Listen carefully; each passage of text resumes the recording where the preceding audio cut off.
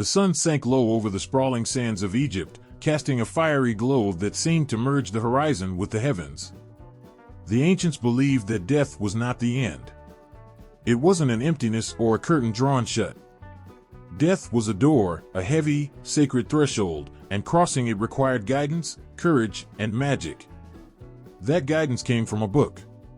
Not a book as we know it, but a collection of words, images, and spells that held the power to lead a soul through the treacherous passage of the afterlife. Thousands of years ago, priests and scribes inked these sacred texts onto papyrus scrolls with painstaking care. They weren't just writing, they were preserving the very map to eternity. These texts, collectively known today as the Egyptian Book of the Dead, were crafted to comfort the living and to arm the dead. Every word mattered. Every symbol was a step closer to eternal peace or a step away from obliteration. The name Book of the Dead is a label imposed by modern minds, but the ancient Egyptians knew it differently. To them, it was the Book of Coming Forth by Day, a title that held hope and promise. This was a manual for rebirth, a reminder that even in the stillness of death, the spirit could rise again, radiant and whole, like the sun emerging from the horizon after the cold embrace of night. The text wasn't reserved for kings or queens alone. Though its origins can be traced to the pyramid texts of the pharaohs, its influence spread to scribes, priests, and even commoners. Death, after all, was universal. Whether you were born in a gilded palace or a humble mud brick home, the mysteries of the afterlife awaited. And so, families saved their wealth, commissioning personalized versions of these texts, each tailored to the deceased's name, life, and aspirations. The heart of the Book of the Dead lay in its spells, ancient words imbued with power. Some spells protected the soul from fearsome creatures that prowled the afterlife. Others guided it through labyrinthine landscapes of fire, water, and shadow. The most famous among them described the weighing of the heart. The deceased would stand before Osiris, the god of the dead, as their heart was placed on one side of a scale and the feather of Maat, the goddess of truth, on the other. A heart too heavy with sin tipped the scale and doomed the soul to be devoured by Ammit, a monstrous being part lion, part hippopotamus, and part crocodile. This wasn't just mythology. It was a mirror of life itself. The Egyptians believed the afterlife was a continuation of existence, a place where farmers would till fertile fields and lovers would walk hand in hand under endless stars. To enter that paradise, one had to live well and die prepared. The Book of the Dead wasn't just about the afterlife, it was about life, how to live with integrity, kindness, and courage, so that, when the heart met the feather, it would remain light. Imagine holding such a book in your hands. The papyrus crackles faintly as you unroll it, the inked hieroglyphs glowing faintly under flickering lamplight. Each symbol is alive, bursting with stories, commands, and invocations. The scent of the material is earthy and ancient, like the breath of history itself. This was no casual reading material. Every line demanded belief, for belief itself was the key to activating the text's power. The Book of the Dead was not static. Over centuries, it evolved, shaped by shifting dynasties, changing spiritual needs, and new artistic expressions. Some spells were replaced, others were added. Every version was unique, a reflection of its time and its bearer. Yet, its essence remained the same, a bridge between worlds, a lifeline for the soul. But there is another layer to this book, one that tugs at something primal within us. Beneath the spells and the gods, the monsters and the promises of eternity, there lies a universal truth, humanity's longing to hold on to life, to keep a part of ourselves alive when the sands of time swallow everything else. The Book of the Dead was, in many ways, a love letter to existence. It spoke to the fears and hopes of an entire civilization, whispering that perhaps death wasn't so final after all. The papyrus scrolls were often placed within the tomb alongside the mummified body, nestled amidst jewelry, amulets, and jars of food. As the tomb was sealed, the silence of eternity fell upon the space, but the words of the Book of the Dead lingered, waiting for the moment they would be needed. It's a powerful thought that these scrolls, written thousands of years ago, remain intact in museums and collections across the world. The ink, pressed by hands long turned to dust, still tells its stories. The words, preserved against the odds, still speak of hope, fear, and the quest for meaning. Some scrolls stretch over meters of papyrus, their hieroglyphs meticulously painted in vibrant blues, reds, and blacks. Others are humbler, their artistry less refined but no less earnest. Regardless of the splendor or simplicity, each one is a piece of a larger puzzle, fragments of a civilization's attempt to answer the most profound question of all: what lies beyond? Even as we read these texts today, a chill might crawl down the spine or a lump might rise in the throat. Not out of fear, but from a sense of connection. These people, separated from us by millennia, pondered the same mysteries, sought the same assurances, and yearned for the same kind of immortality we still dream of. Their voices are faint, but they linger, carried through time by the fragile strands of papyrus. This was no ordinary book. It was a thread tying together the living, the dead, and the gods. It spoke of hope and redemption, of light conquering darkness. It whispered of fields of bliss and the weightless freedom of a pure heart. And as its final hieroglyphs faded, it pointed toward another story, one that begins in the darkened tomb but doesn't end there. Instead, it opens the door to another chapter entirely, where the soul steps forth, ready to face its destiny. The Nile whispered to the land long before humans carved their first hieroglyphs. It wasn't just a river, it was life itself, a pulse running through a harsh, unforgiving desert. The people who gathered along its banks thousands of years ago were not simply surviving, they were beginning to dream. They gazed at the sky, the vast expanse of stars shimmering like diamonds scattered by unseen hands, and wondered who or what had placed them there. The rhythm of the river, the cycle of flood and retreat, the burning sun above, and the dark, cool soil below, all of it seemed alive. It demanded reverence. It promised mystery. These early Egyptians lived close to the earth. They felt the heartbeat of nature in every breeze and every storm. Their lives were intertwined with the land, the water, and the sky, and they began to tell stories to make sense of the sun's fiery ascent, the moon's silver glow, and the seasons that brought both abundance and famine.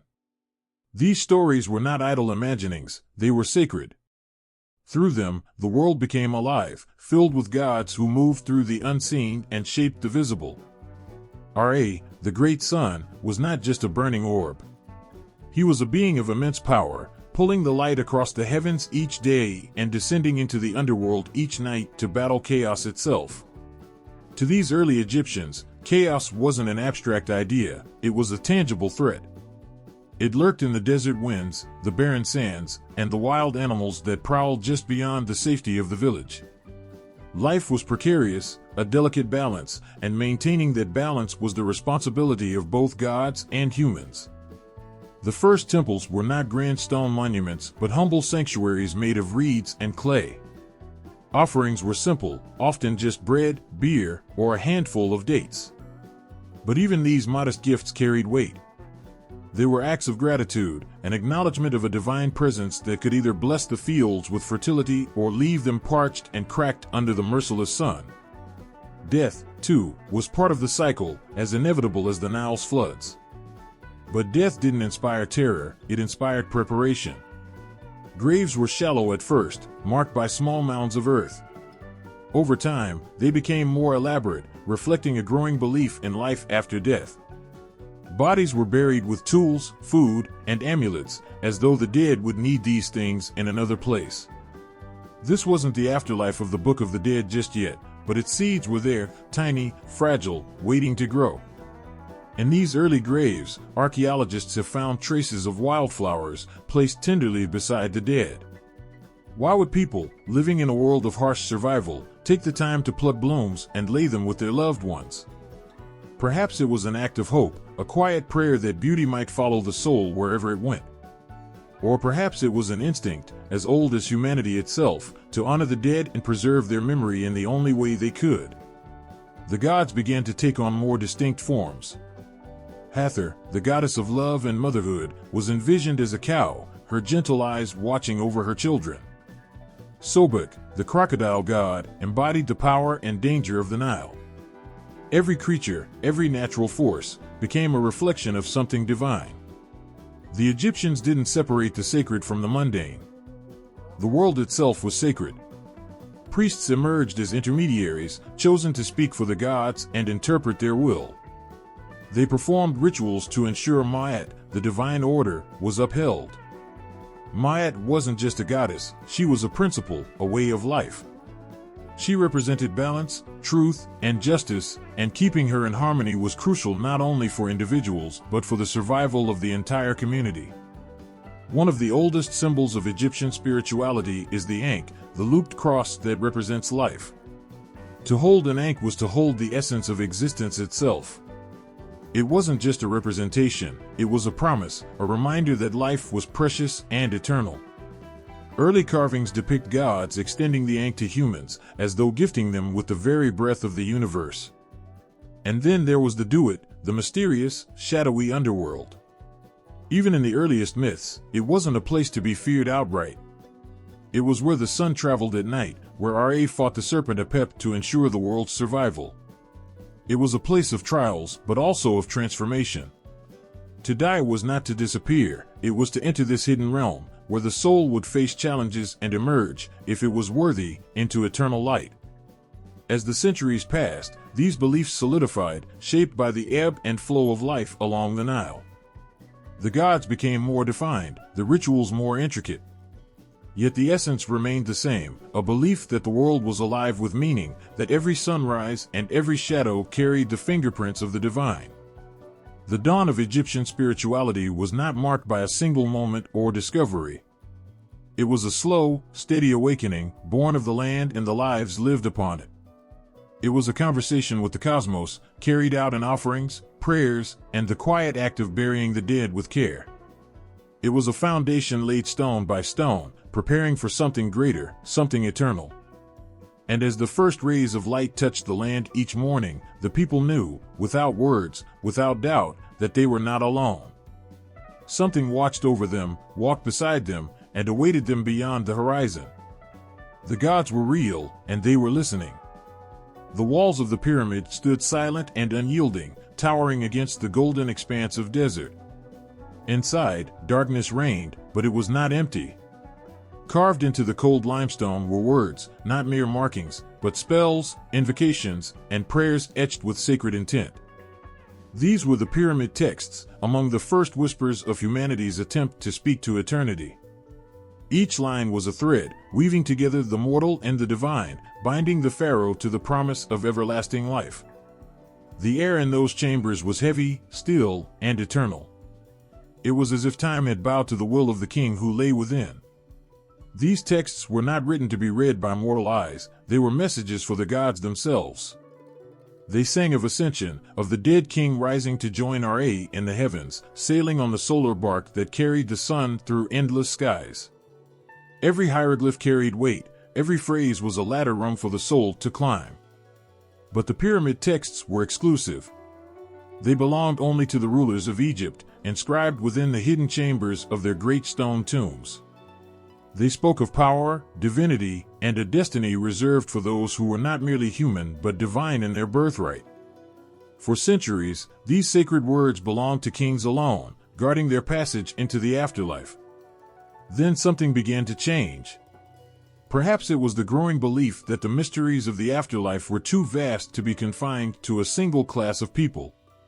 Or perhaps it was the whispers of those who had served the pharaohs faithfully in life, yearning for the same guidance in death. Whatever the reason, the pyramid texts began to transform. The sacred spells left the pyramids and began to appear on coffins.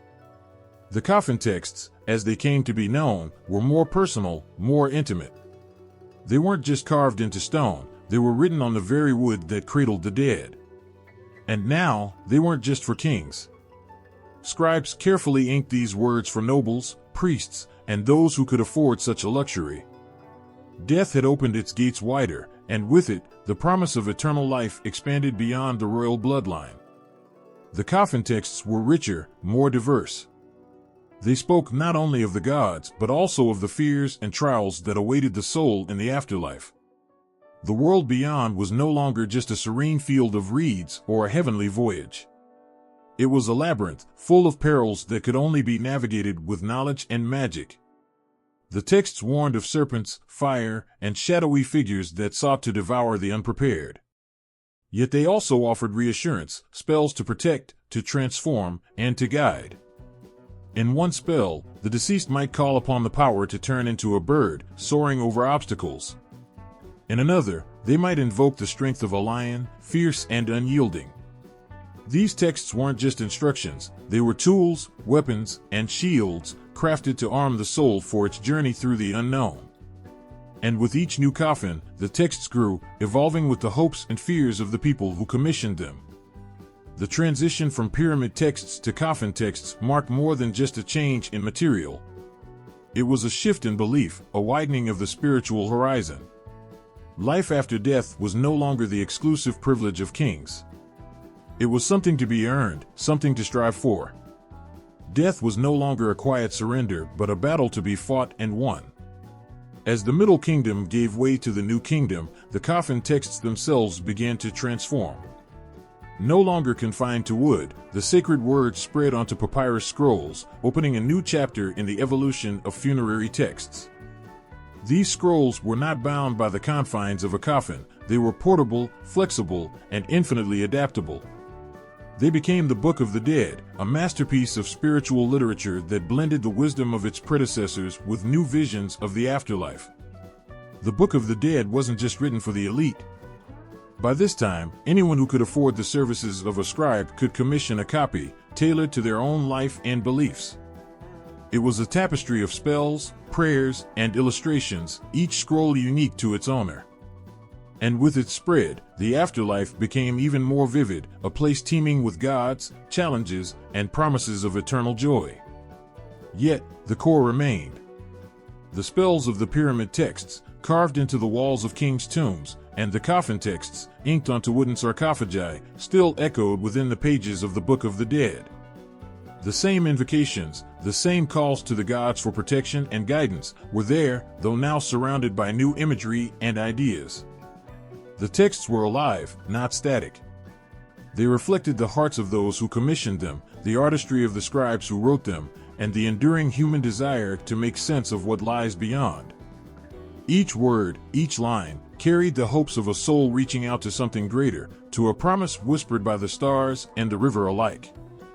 Even now, standing before a scroll of the Book of the Dead, the connection is undeniable.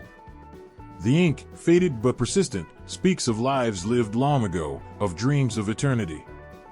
The evolution from pyramid texts to coffin texts to the Book of the Dead wasn't just a historical progression, it was a testament to a civilization's faith, creativity, and unyielding belief in the power of words to transcend death itself. The sands of Egypt glimmered under the weight of the sun, an ancient heat pressing down on a land where the gods were not distant, abstract beings. They were here, woven into the very fabric of life, and perhaps more poignantly, into the mysteries of death. Death was not an end, it was a crossing, a doorway, and waiting beyond it were the gods who guided, judged, and sustained the soul in its next existence. Osiris stood at the heart of it all. He was more than a king of the afterlife, he was a symbol of renewal, of life springing forth from decay. His story was etched into the hearts of every Egyptian, a tale of betrayal, death, and resurrection. Murdered by his own brother Set, Osiris's dismembered body was pieced together by his wife Isis, her tears soaking the earth as she worked. When he rose again, it was not in the world of the living but as a ruler of the dead, a figure of eternal hope. To those preparing for their own crossing, Osiris offered reassurance. His green skin, the color of fertile earth, was a promise that life could spring from even the darkest soil. He presided over the Hall of Two Truths, where the souls of the dead came to be judged. It was a moment of reckoning, and there could be no deception, no pleading. Before Osiris sat the scale, its balance maintained by Ma'at, the goddess of truth and order. Ma'at was not only a goddess, but a concept, a way of life. Her feather, light and pure, was the measure against which every heart was weighed. To live in harmony with Ma'at was to live a life of balance, justice, and integrity. In death, there was no escaping her, her feather decided the soul's fate. Those whose hearts were heavy with wrongdoing faced obliteration, devoured by the monstrous Ammit. But for the righteous, the scale would tip in their favor, and they would pass into the fields of eternal peace. The dead did not walk this path alone. Anubis, with his jackal head and calm, watchful eyes, was the first guide. He had been there since the earliest days, guarding the tombs, ensuring that the dead were not left to wander aimlessly. His presence was both comforting and solemn, a reminder that the journey ahead was sacred and fraught with trials. Anubis performed the opening of the mouth ceremony, granting the deceased the ability to speak and breathe in the afterlife, ensuring they could defend themselves during judgment. And then there was Ra, the sun god, whose light touched every corner of the mortal and immortal worlds. Ra's role in the afterlife was as cyclical as the sun's journey across the sky. Each night, he descended into the Duat, the underworld, where he battled the chaos serpent Apep. Ra's victory was not just his own, it was the triumph of order over chaos, ensuring that the sun would rise again and that the dead could find their way to the light. The dead were often depicted sailing with Ra, joining his crew on the solar bark, their faces lit with the hope of a new dawn. The gods were not distant rulers, they were companions in this sacred process. Isis, with her unyielding devotion, was invoked by the living and the dead alike. Her magic was unparalleled, her love unshakable. She was the protector, the one who held the power to bring life to the lifeless, to whisper strength into the hearts of those who feared what lay ahead. Even Set, the god of chaos, had his place. His presence was a reminder that life and death were never simple, never entirely within human control. Chaos was a force to be contended with, but it was also part of the balance. Without Set's conflict, there would be no Ma'at, no triumph of order. The afterlife itself was a reflection of these divine forces, a realm filled with beauty and danger, promise and peril. Serpents with blazing eyes, lakes of fire, and gates guarded by fearsome beings stood between the soul and its eternal home. But for every challenge, the gods offered aid. Prayers to Anubis for safe passage, invocations to Ma'at for a light heart, hymns to Osiris for acceptance into his kingdom, all of these were lifelines. Death, in the Egyptian view, was not an end but a continuation, a thread that stretched endlessly through time. The gods were not merely arbiters of this process, they were woven into its very essence.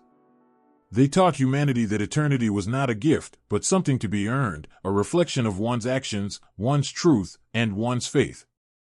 As the sun set on the living world and rose in the land of the dead, the gods waited, their presence as eternal as the stars. They watched, they judged, and they guided, ensuring that the cycle of life and death remained unbroken, as it had since the first breath of creation. The sky stretched above ancient Egypt like a vast, endless sea. At night, the stars seemed to hum softly, weaving a silent song that echoed through the darkness. In the stillness of the desert, far from the noise of the world, the people gazed up, their eyes wide with awe.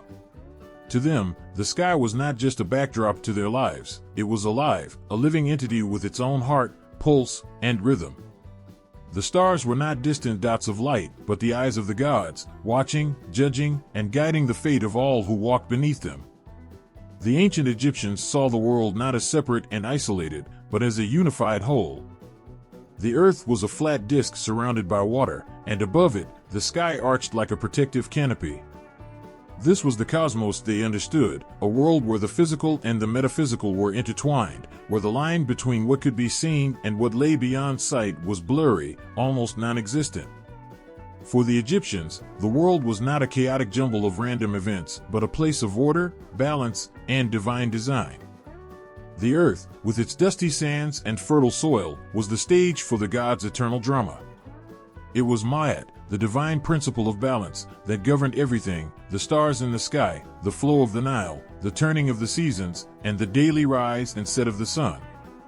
Ma'at wasn't just an abstract idea to them, it was a living, breathing force that had to be upheld in all things, whether in the life of the pharaoh or in the smallest acts of daily life.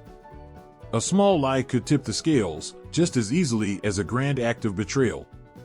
Every moment was a chance to align oneself with the divine order, to walk in the light of truth.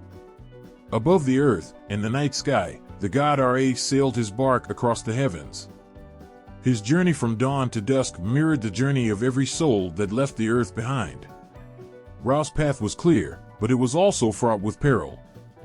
Beneath the earth was the Duat, the underworld where souls ventured after death. It was not a place of punishment, but a place of trials, where the heart of the deceased would be weighed against Ma'at's feather. Those who had lived with honesty and integrity would find their way into the fields of reeds, a paradise where they could live for eternity.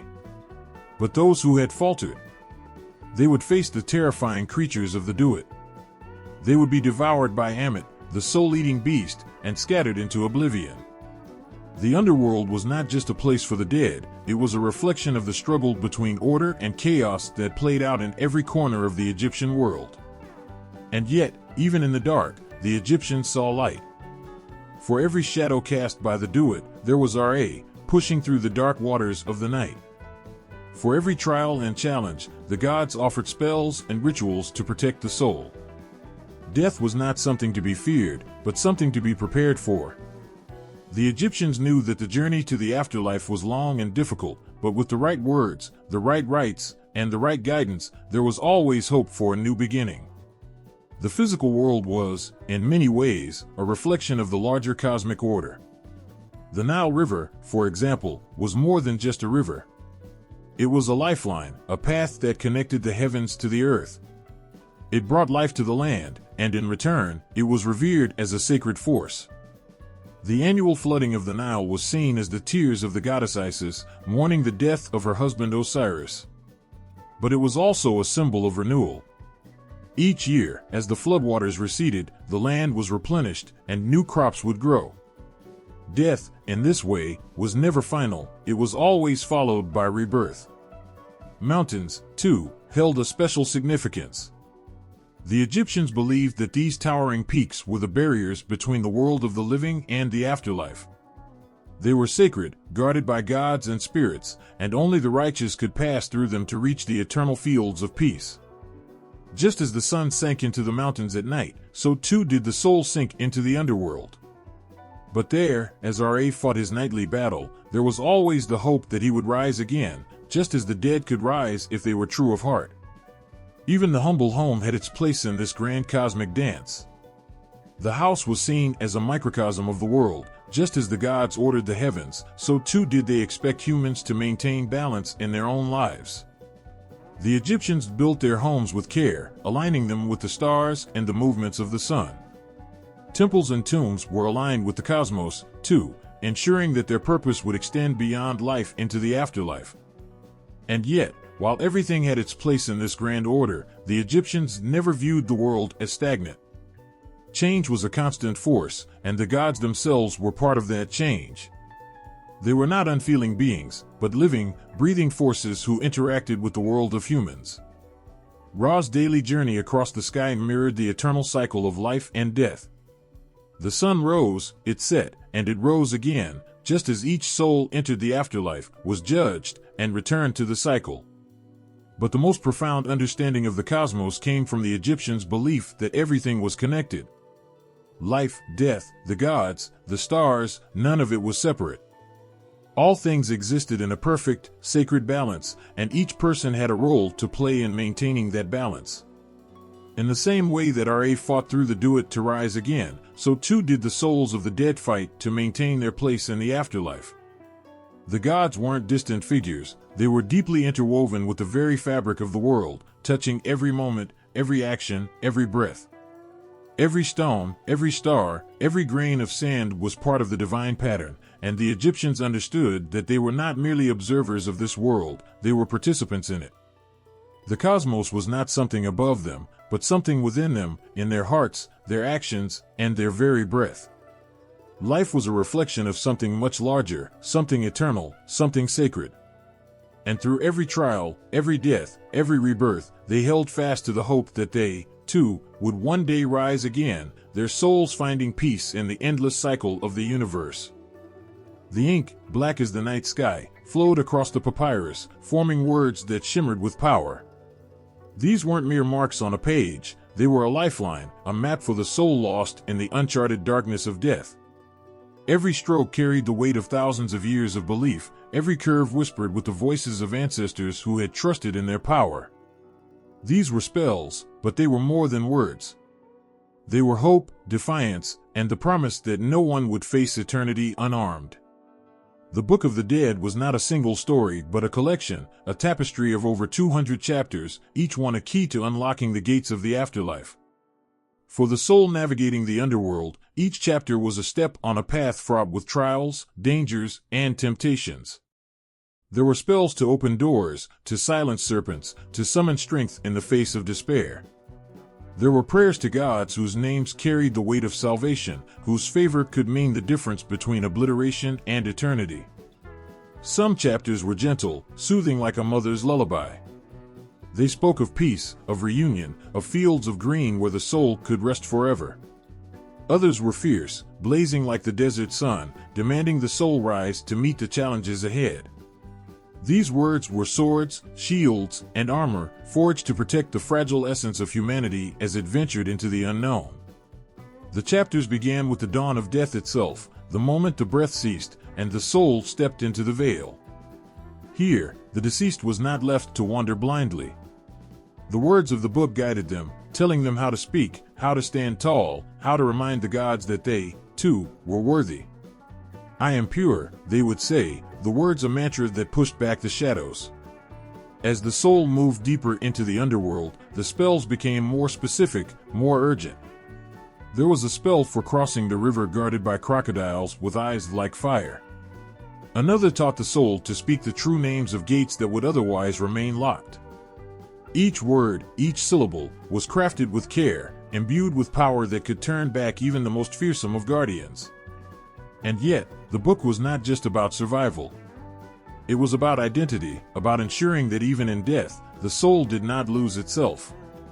Chapters described how to keep the body intact, how to bind the heart so it would not betray its owner during judgment. One spell protected the head, another the feet, another the hands. Together, they ensured that the deceased would cross into eternity whole, unbroken, and recognizable to the gods. The heart itself, the seat of emotion, memory, and truth, was given special attention. One spell begged the heart not to bear witness against its owner during the weighing of the soul. "Do not stand against me," it pleaded. "Do not tell lies about me in the presence of the gods." It was a moment of raw vulnerability, a reminder that even the bravest soul could be undone by its own failings. But there was strength, too, in these pages. Spells called on the gods to rise up in defense of the deceased. "Ora, shine your light upon me," they demanded. "O Osiris, grant me a place in your kingdom." These were not the cries of the weak, they were the declarations of those who refused to be forgotten, who refused to let death strip them of their right to eternity.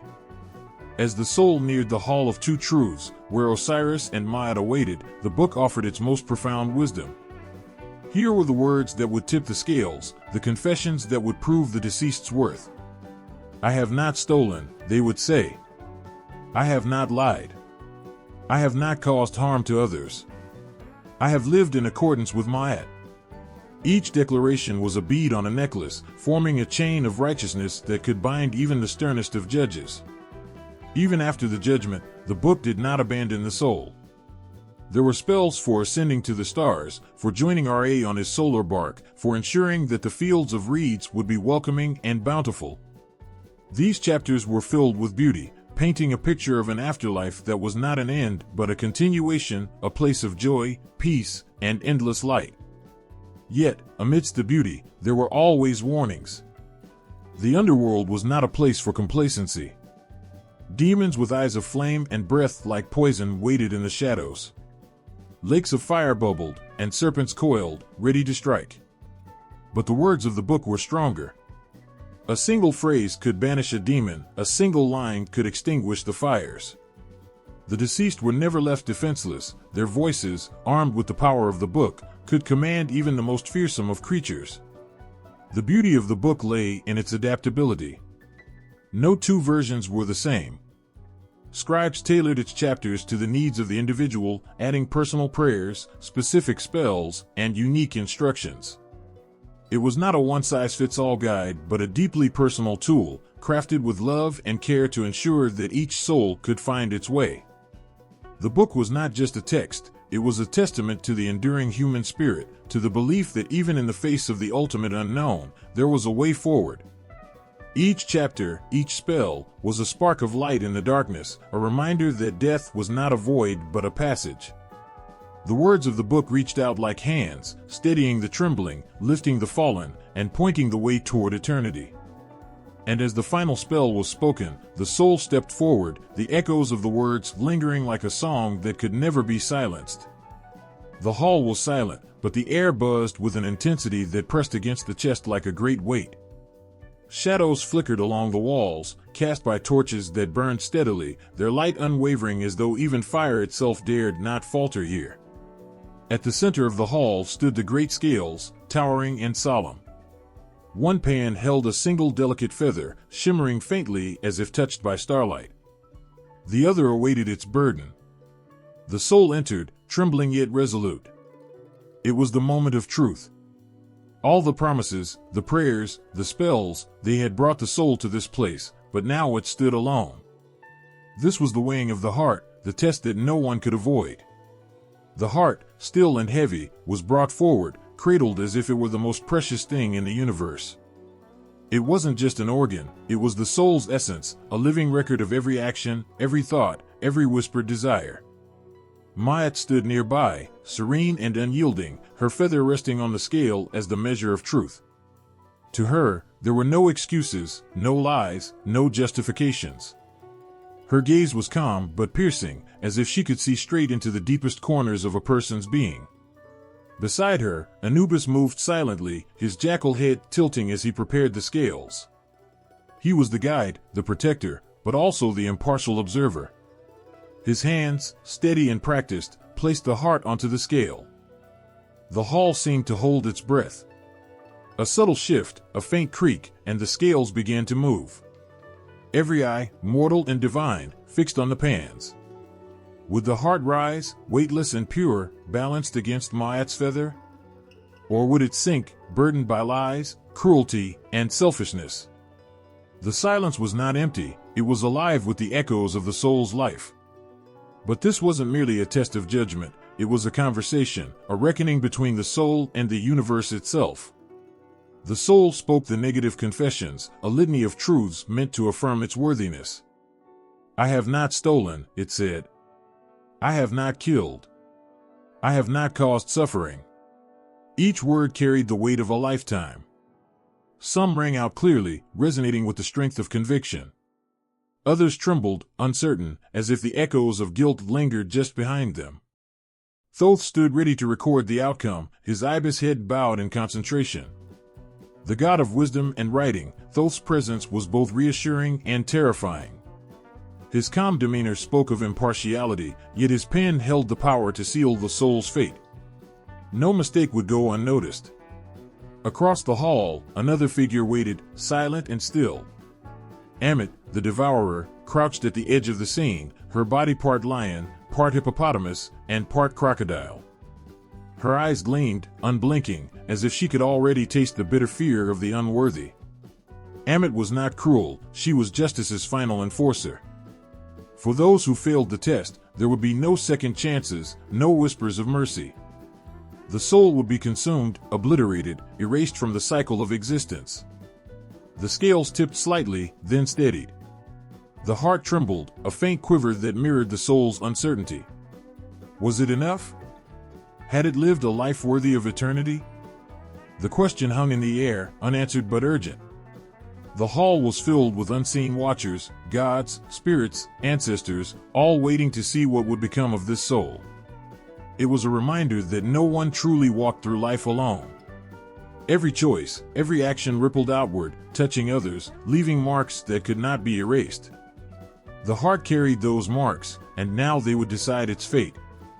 And yet, there was hope, even in this moment of stark truth. For the soul had not come unprepared. Spell 125, the cornerstone of the Book of the Dead, had armed it with the words to navigate this ordeal.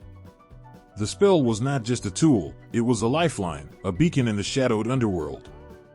It provided the soul with the confessions, the prayers, and the knowledge to stand before the gods without fear.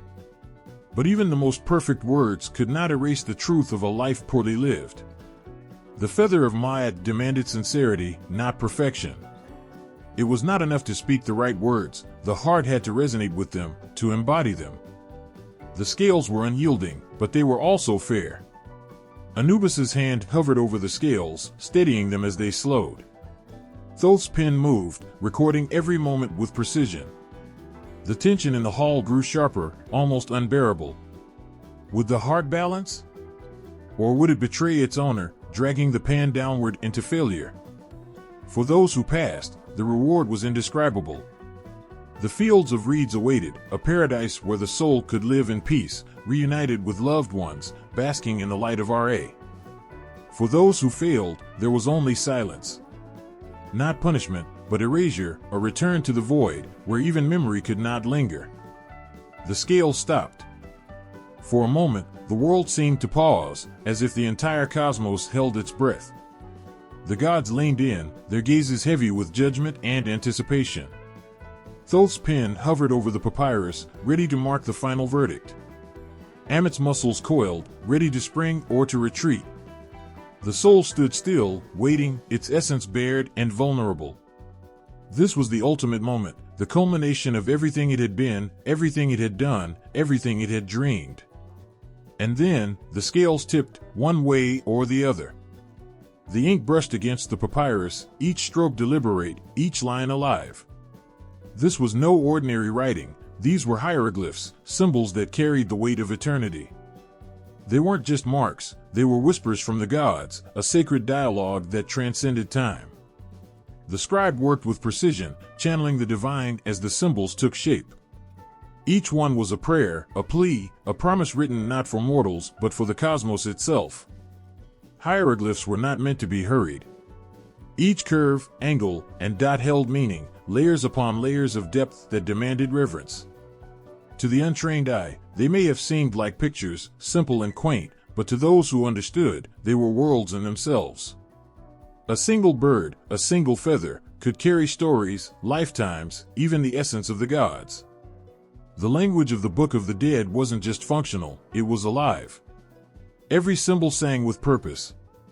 A serpent slithering across the papyrus wasn't just a depiction, it was a creature of power, a guardian, or a threat, depending on its placement. A single-eyed gazing outward wasn't simply observing, it was protecting, watching, ensuring that the words it accompanied would never lose their potency. Colors, too, spoke in whispers and shouts. The deep reds of the desert sun, the golden yellows of Ra's light, the verdant greens of rebirth, each hue carried emotion, energy, and intention.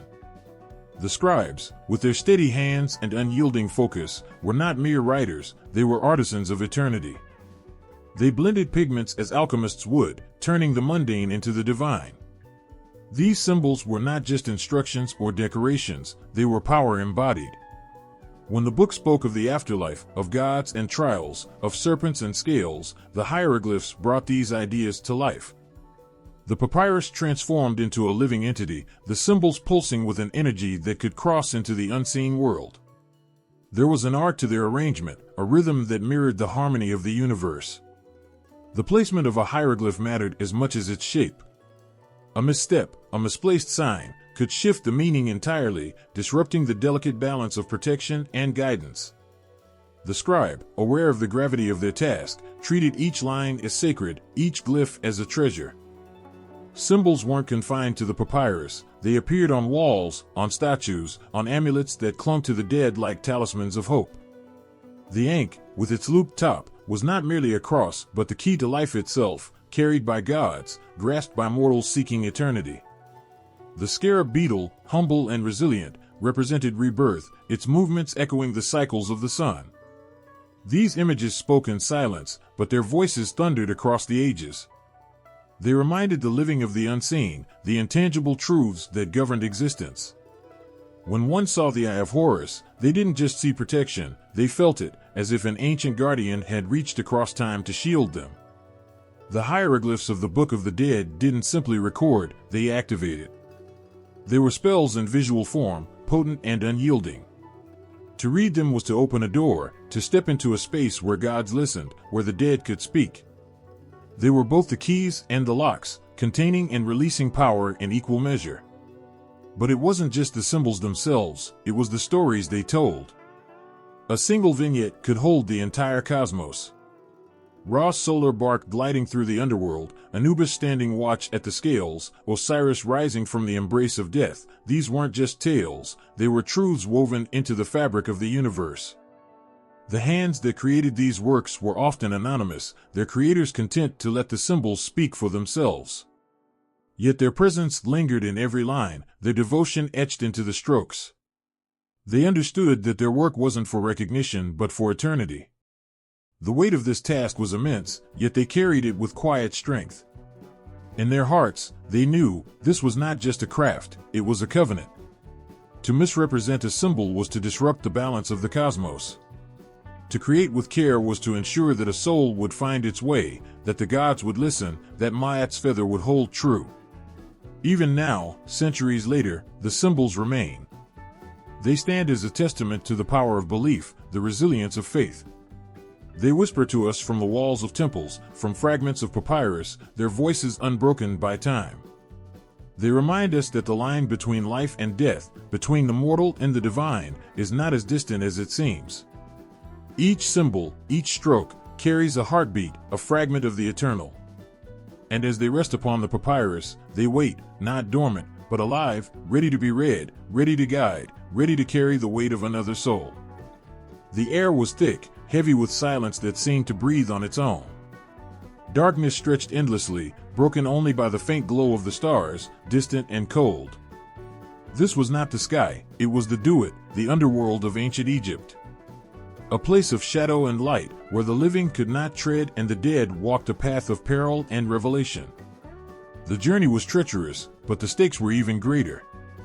This was not a place of wandering, it was a place of purpose, of trials. To falter here was to be lost forever. The Duat was not chaos, though it often seemed so. It had structure, a strange, daunting order that both guided and tested those who entered. Maps were etched in sacred texts, diagrams woven into papyrus scrolls, every symbol and line a lifeline for the souls who braved its depths. But these were no ordinary maps, they were pathways of the spirit, guiding not just steps, but thoughts, intentions, and the very essence of being. The journey began at the threshold, where the soul first entered the world beyond. It was a place of hesitation, a moment of standing on the brink, looking forward yet yearning for the comfort left behind. Here, the soul met the first gate, a towering, ominous structure guarded by beings whose forms defied reason. They demanded words, specific, sacred words. Without them, the gate would not open. Past the gate lay the winding rivers of darkness, flowing not with water but with something heavier, something that carried the weight of forgotten fears. The soul traveled by bark, a fragile vessel illuminated by the faint glow of Ra's power. The god himself, though distant, was present here, his solar bark carving a path through the Duat every night. His light offered comfort, but it also revealed the lurking dangers. Serpents writhed in the shadows, their scales glinting faintly in the half-light. They were not mindless creatures, they were guardians, obstacles to be faced and overcome. Some required offerings, others spells, and a few demanded courage alone. To falter was to sink into their coils, to lose the path and perhaps oneself. The Duat was not a single place, but a series of realms, each distinct, each testing a different aspect of the soul. One realm shimmered with fire, not chaotic but orderly, its flames flickering in patterns that spoke of judgment and cleansing. Another was a desert of silence, where the sands themselves seemed to watch, their grains whispering forgotten secrets to those who listened closely enough. Yet another was the Hall of Truth, a place of overwhelming light and stillness where the soul could not hide from its essence. It was here that Ma'at's presence was most felt, her feather looming in the mind as a reminder of what lay ahead. But the hall was not the end, it was a waypoint, a reminder that the journey through the Duat was as much internal as it was external. The map spoke of 12 gates, 12 challenges, each tied to the hours of the night. Each gate was guarded by deities whose faces were strange yet familiar, their names whispered by the scribes who etched the maps. The soul carried these names, these spells, like a shield. Without them, the gates would remain closed, and the journey would end. Yet even with the maps, the path was not guaranteed. The Duat shifted, its currents unpredictable, its guardians ever watchful. Some maps hinted at shortcuts, hidden passages that required not just knowledge but wisdom, a deep understanding of what lay beyond the symbols. Others warned of false paths, illusions meant to trap the unwary. The stars above were more than decoration, they were guides, constellations that mirrored the divine. They offered reassurance, their light unwavering, but they also reminded the soul of the enormity of the journey. The Duat was vast, its expanse more than physical. It stretched into the soul's fears, hopes, and doubts, making the journey as much about confronting oneself as navigating the realms. And then, there was the lake. Dark and still, its surface seemed to swallow light. It was said to be the point of no return, a crossing that required total surrender. Here, the soul faced its greatest test, trust. The boatman, silent and stern, would ferry the soul across, but only if the soul carried no fear, no hesitation. To hesitate was to sink, to become one with the darkness below. Beyond the lake, the Duat grew quieter. The chaos faded, replaced by an overwhelming stillness. The soul stood at the threshold of judgment, the scales waiting, Ma'at's feather gleaming faintly. It was the culmination of the map's guidance, the end of the path and the beginning of something greater, or nothing at all.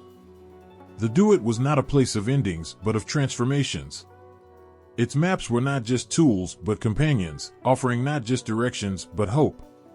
And yet, they demanded something in return: courage, honesty, and a willingness to face the unknown. The soul carried these maps not in its hands, but in its heart, each step a testament to its determination to find the light beyond the shadow. The bead of sweat that clung to the scribe's brow wasn't born of heat, it came from the sheer weight of the task. Before them lay a piece of gold shaped into a scarab, delicate yet enduring, its surface etched with incantations so fine they seemed to pulse with life. This wasn't mere jewelry, it was a guardian. Amulets weren't created for beauty, though their elegance could pierce the heart. They were weapons, shields, lifelines for souls embarking on the perilous passage through the unseen. Every curve, every line, every material whispered purpose. In these small, seemingly fragile objects, the gods placed their favor, the cosmos their protection. The scarab was among the most powerful. Its rounded body mirrored the sun, pushing through the underworld's shadowed paths just as the beetle pushed Earth in the waking world. It wasn't merely a symbol of rebirth, it was rebirth, a promise that the soul could overcome death's finality. Tucked against the heart of the deceased, the scarab whispered its spells to silence the heart's confessions, ensuring it weighed true on Ma'at's scales. But the scarab was not alone. There was the eye of Horus, its gaze unyielding, sharp as a blade. Placed near the body, its purpose was twofold: to watch over the departed and to stare down those who might harm them. The eye spoke in silence, carrying Horus's vengeance, his love, and his unbroken will. To where it was to declare oneself under his watch, safe from forces that thrived on darkness. There were others, each as potent and deliberate as the gods who inspired them. The ink hung heavy with meaning, its loop cradling eternity while its arms stretched between worlds. It was clasped in hands, engraved on walls, buried with the dead to ensure they continued to hold the promise of life, even as their breath escaped. A tiny figure of a serpent, coiled and still, was more than a token. It carried the essence of protection, a guardian that warded off chaos.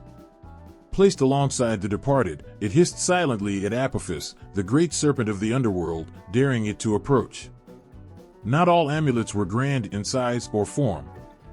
The knot of Isis, simple yet profound, bound the soul to the goddess's protective embrace. It was a tether, unseen but unbreakable, pulling the departed closer to her divine care. The material didn't matter, it could be stone, faience, gold, as long as the intent was clear. Even mundane objects, touched by the craftsman's reverence, held magic. Wands carved from ivory bore protective spells, their curved ends channeling power that could ward off demons. Tiny figurines of gods and goddesses were not idols, they were allies, companions for the long journey ahead. These objects weren't scattered haphazardly. They were placed with precision, woven into the shroud of the dead with care and ceremony. A small wedjat amulet might be nestled near the throat to guard the voice, ensuring the soul could speak in the afterlife. A jade pillar might rest near the spine, granting strength and stability for what was to come. Even the materials held significance. Gold, imperishable and radiant, was the flesh of the gods, a metal that refused to tarnish, mirroring the eternal. Lapis lazuli gleamed with the azure depth of the heavens, connecting the soul to the divine. Carnelian burned like the sun, its fire a barrier against the cold touch of chaos. But it wasn't the objects alone that carried power, it was the rituals, the prayers, the hands that crafted them. The craftsmen, guided by sacred texts, infused each amulet with life. Words chanted over the creation fused with the materials, turning inert matter into divine force. The prayers weren't just words, they were commands, binding the gods to the task of protecting the soul. And the texts, the Book of the Dead itself, served as a guide, listing these tools, their placement, and their purpose. It was a manual, yes, but also a declaration. The soul was prepared, armed with knowledge, fortified by divine artifacts. Yet the amulets didn't just protect, they transformed. They made the impossible possible, allowed the frail mortal soul to stand among gods, to traverse the trials of the underworld with dignity and strength. To touch one was to feel the weight of eternity, the promise that death was not an end but a passage. Even now, when these amulets are unearthed, their power lingers. The gold may have dulled, the stones may have cracked, but the intent, the sheer force of belief, remains untouched. To hold one is to feel the pulse of ancient hope, the determination of a people who refuse to let death silence their voices. Every symbol etched into these objects carried a voice, a prayer whispered across time. The scarab hums of resilience, the eye glints with vigilance, the ankh vibrates with the hum of life unbroken. Together, they form an orchestra, their silent song resonating not just with the dead but with the living, reminding us of the power in small things, the magic in faith. As the papyrus unfolded beside these treasures, its words seemed to rise and wrap themselves around the amulets, breathing with them, weaving an unbroken thread of protection and promise. The bond between text and object was seamless, a perfect union that guided the soul into eternity, guarded by whispers of gods and the strength of the sacred. The sun dipped low on the horizon, casting long shadows across the sands of the Nile. In the quiet stillness, a woman knelt beside a shallow grave, her hands trembling as she placed a carved wooden figure into the folds of linen wrapping her loved one's body. The figure was a shabti, a servant for the afterlife, its face painted with tender detail, its small hands forever poised to work. Her voice broke the silence, chanting words of protection into the gathering dusk, her breath carrying love and hope into eternity. Death was not a thief in ancient Egypt. It was not an end, but a transition, a bridge between the fragile mortality of the present and the unyielding vastness of eternity.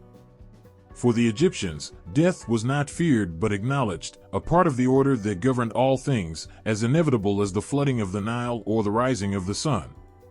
Yet even inevitability did not rob it of its gravity. Life itself was seen as a preparation for what lay beyond, a training ground for the great test of the afterlife.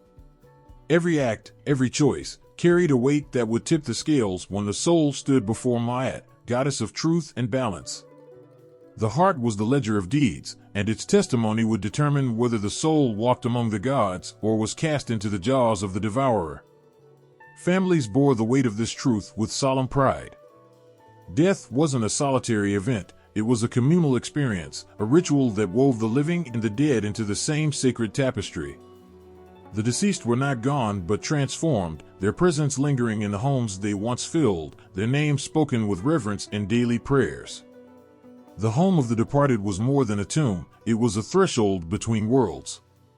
Elaborate paintings adorned its walls, depicting the idealized life of the deceased, feasting, farming, fishing on the Nile.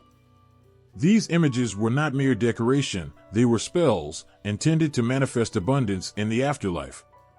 The food painted on the walls could be consumed, the fields harvested, the waters fished. Death was a journey through Duat, a shadowed landscape of trials and terror. But this journey was not undertaken alone. The deceased was armed with sacred texts, provided with amulets, and fortified by the prayers of the living. Each recitation, each offering, was a lifeline, a beacon of light guiding the soul through the darkness. Even the most modest burial carried meaning. A simple clay jar, filled with offerings, spoke of love and care. A modest shroud, woven by a mother's hands, bore the warmth of her devotion. These humble tokens carried as much weight as the gold-laden treasures of pharaohs, for they were infused with the essence of the heart. But death also bore an unspoken truth. It was a test not just for the deceased, but for those left behind. The living had a duty to the dead, to honor them with rituals, to ensure their names endured. Neglect was unthinkable, for a forgotten soul could fade into nothingness, stripped of its power to exist in the afterlife. And so, the Egyptians sang the names of their dead in rituals that echoed across centuries. They wrote them on tablets, etched them into stone, spoke them in whispers during quiet moments. This act of remembrance was not just for the departed, it was for the living, too, a tether that bound them to the continuity of existence. The fear was not of dying but of being erased, of having one's story lost to time. To the Egyptians, immortality was not a divine gift reserved for gods. It was earned through the deeds of the heart, through the love and care of those who came after, through the careful preparation of a body and soul for the trials ahead. The process of mummification was a testament to this care. Each step, removing the organs, anointing the body, wrapping it in linen, was both a technical procedure and an act of profound reverence. The priests who performed these rites were not merely craftsmen, they were spiritual caretakers, their hands guided by ancient knowledge and the blessings of the gods. The air within a tomb was thick with incense, its curling smoke rising like prayers. Gold glinted in the flickering light of oil lamps, casting shimmering reflections onto walls inscribed with spells. The priests chanted in rhythmic cadence, their voices weaving a bridge between the worlds. For all its solemnity, there was also hope. Death was a return to the origins of creation, a chance to reunite with the divine essence that birthed all things. The underworld was not just a place of trial, it was a place of renewal, where the soul could shed the weight of mortal struggles and emerge transformed. As the sands shifted over time, as temples crumbled and cities fell, the Egyptians' view of death endured. It persists in the artifacts unearthed from the desert, in the papyrus scrolls that survived millennia, in the stories told through hieroglyphs that dance across ancient walls. And it persists in the heart, in the universal truth that binds all humanity, the desire to be remembered, to matter, to ensure that death is not the end of the story. For the Egyptians, this truth wasn't whispered in shadows, it was shouted in gold and ink, in offerings and prayers. It was a truth they embraced with unwavering devotion. The soul's journey was not an isolated event, it was a thread in the vast fabric of existence, woven with care, preserved with reverence, celebrated in eternity. As the rites concluded and the tomb was sealed, the living would step into the sunlight, leaving their loved ones behind, but not forgotten. The names of the dead would live on, carried on the breath of the living, into forever. The room was quiet except for the soft murmur of prayers, words falling like gentle rain on the ears of those present. Candles flickered, casting shadows on the pale stone walls, their light dancing across the face of the deceased. Wrapped in linen, the body lay on a low table, still and serene, while the living encircled it with reverence. This was not a moment of despair, it was one of profound devotion, a bridge between what had been and what was yet to come. The process began with cleansing, a ritual of purity as much for the soul as for the body. Water, drawn from sacred sources, was poured over the form, its gentle flow carrying away the residue of mortal life. The hands that performed this act moved with care, guided not by fear but by love, the living ensuring the dead were prepared for the trials ahead. Every gesture was deliberate, every action steeped in significance. The body, now purified, was opened with precision. A single cut, blessed and purposeful, allowed the removal of organs that would otherwise decay. The heart remained, for it held the essence of the person, the record of deeds and thoughts, the core of judgment before Ma'at. The others, the lungs, liver, stomach, intestines, were carefully placed into canopic jars, each one guarded by a protective deity. These jars were more than vessels, they were talismans, their carved faces staring out with unblinking devotion. The body was anointed with oils, their scents filling the room with a heady blend of myrrh, frankincense, and cedar. Each application was a prayer, a plea for preservation, a hope for renewal. Fingers glided across skin now embalmed, the motions rhythmic and reverent, as if coaxing the soul toward eternity. The oil spoke of the earth's bounty, a final gift to the departed. The wrapping began, a meticulous layering of linen strips that transformed the fragile human form into something eternal. Amulets were tucked between folds, each one chosen for its specific power: the scarab for rebirth, the eye of Horus for protection, the jade pillar for stability. These small, unassuming objects carried the weight of cosmic forces, their placement guided by ancient wisdom whispered across generations. Chanting filled the air as priests circled the body, their voices weaving a tapestry of sound that blurred the lines between the living and the divine. Their words called upon the gods to bear witness, to guide, to judge with fairness. The living stood in solemn silence, their heads bowed, their hands clasped, each one holding memories too heavy to speak aloud. Their grief was not for the soul's end, but for its absence from their lives. Outside, a procession formed. The body, now mummified, was lifted onto a bier, its weight carried not just by hands, but by hearts. The family followed, their steps slow, their faces veiled, as mourners lined the streets. Wails rose and fell like waves, a communal outpouring of sorrow and respect. The air was thick with incense, its smoke curling upward like a bridge to the heavens. The procession led to the tomb, a place that had been prepared long before death's arrival. Every detail of the tomb spoke of care, its walls adorned with vivid paintings of fertile fields, flowing rivers, and scenes of joy, its chambers stocked with food, tools, and treasures to sustain the soul in the afterlife. The sarcophagus stood at its center, its carved surface shimmering in the dim light, a sanctuary for the body within. The priests performed the final rites, opening the mouth of the deceased with a ceremonial tool. This act was not mere symbolism, it was a call to the soul, granting it the power to speak, to breathe, to eat and drink once more. The chants reached their crescendo, voices rising in unison, a force of will that pushed back the darkness. As the tomb was sealed, the family stepped forward, placing their hands on its cool stone surface. Words were spoken, quiet, intimate farewells that no one else could hear. Their tears were not of despair but of hope, a belief that they would meet again in a place where pain and separation no longer existed. And then, silence. The tomb stood alone, a sentinel against time, guarding its sacred contents. The living turned back toward the light of day, their steps heavy but their hearts full. Their duty was done, their love eternal, their faith unbroken. Yet even as they walked away, their connection to the departed was not severed. They would return to the tomb, bearing offerings and prayers, ensuring the soul remained strong. They would speak the name of the deceased in their homes, around their hearths, in the presence of their children, ensuring it echoed across generations. The dead were never truly gone. They lived on in the rituals, in the stories, in the love that refused to fade. These rites were not simply a means of closure, they were an act of defiance against the erasure of time. They declared that the bonds of love and memory were stronger than death, that the essence of a person could persist beyond the confines of mortality. Through ritual, the Egyptians gave form to hope, shaping eternity with their hands, their hearts, their unwavering belief. The sun set slowly over the sands, painting the sky in hues of fire and gold.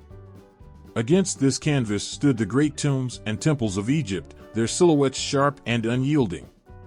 These were not merely buildings, they were a testament, a declaration, a bridge between mortal fragility and divine eternity. Every stone, every carving, whispered stories of lives lived and souls prepared for the unknown. The tombs stood silent and watchful, each one an intricate labyrinth of passageways and chambers. They weren't just places to house the dead, they were vessels carrying the dreams of immortality. The Valley of the Kings, hidden and stark, bore witness to this. Its tombs cut deep into the limestone hills, as if seeking the core of the earth itself. Inside, darkness gave way to brilliance. The walls glowed with vibrant depictions of the afterlife, stories painted with precision and care. Gods marched alongside humans, rivers flowed eternally, and stars sparkled in midnight skies. Each hieroglyph carved or painted into the walls was a prayer, a spell, a lifeline. They told of the sun's daily rebirth, of Osiris' triumph over death, and of the dead's journey to a realm where suffering ceased. The artisans who created these works weren't mere laborers, they were magicians, their tools imbued with sacred purpose. With every stroke of their chisels, they defied time, ensuring that the memories of those entombed would echo forever. Temples rose in stark contrast, monumental and bold against the open skies. Karnak, Luxor, Abu Simbel, each one a masterpiece, their columns reaching upward as if yearning to touch the divine. These weren't merely places of worship, they were living entities, imbued with the spirits of gods and kings. In their shadowed halls, incense burned endlessly, its fragrance a bridge to the heavens. Priests moved like shadows, their chants filling the vast spaces with vibrations that seemed to seep into the very stones. Every temple was a microcosm of the cosmos, reflecting the balance of the universe. At the heart of each stood the sanctuary, where the divine resided. The gods were brought to life here, not as abstract ideas, but as tangible forces, represented in statues, reliefs, and sacred artifacts. Rituals performed in these spaces weren't just for the living, they were acts of cosmic maintenance, ensuring the sun rose, the Nile flowed, and the afterlife remained attainable. But the connection between tomb and temple was unbreakable. The temples acted as the beating hearts of the cities, centers of worship and celebration. The tombs, by contrast, were quiet sanctuaries, cradling the dead in the embrace of eternity. Yet, their purposes intertwined. In the temples, priests recited the texts that adorned the tomb walls, keeping the deceased alive in the collective memory. In the tombs, the departed became one with the gods worshipped in the temples, their spirits joining the eternal cycle. The construction of these wonders was an act of devotion that transcended lifetimes. Workers toiled under the sun, their hands blistered, their backs bent, yet their hearts filled with purpose. They understood that they weren't merely shaping stone, they were carving pathways to eternity. In the still of the night, their whispers mingled with the sighs of the desert wind, their labor etching their own stories into the stones they placed. Each tomb was unique, tailored to its occupant. The pharaohs, gods on earth, commanded the grandest designs. But even the tombs of lesser nobles bore the mark of care and reverence.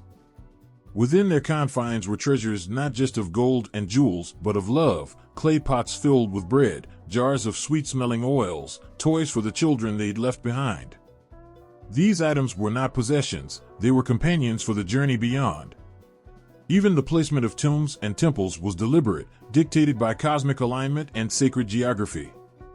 The temples often faced east, greeting the sunrise, while tombs nestled in the west, where the sun sank into the earth. Together, they mirrored the cycle of life and death, of renewal and eternity.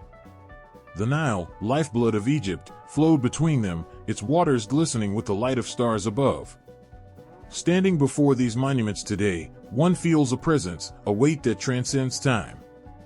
It's as though the voices of the past, carried by the wind, still whisper their prayers, their hopes, their fears.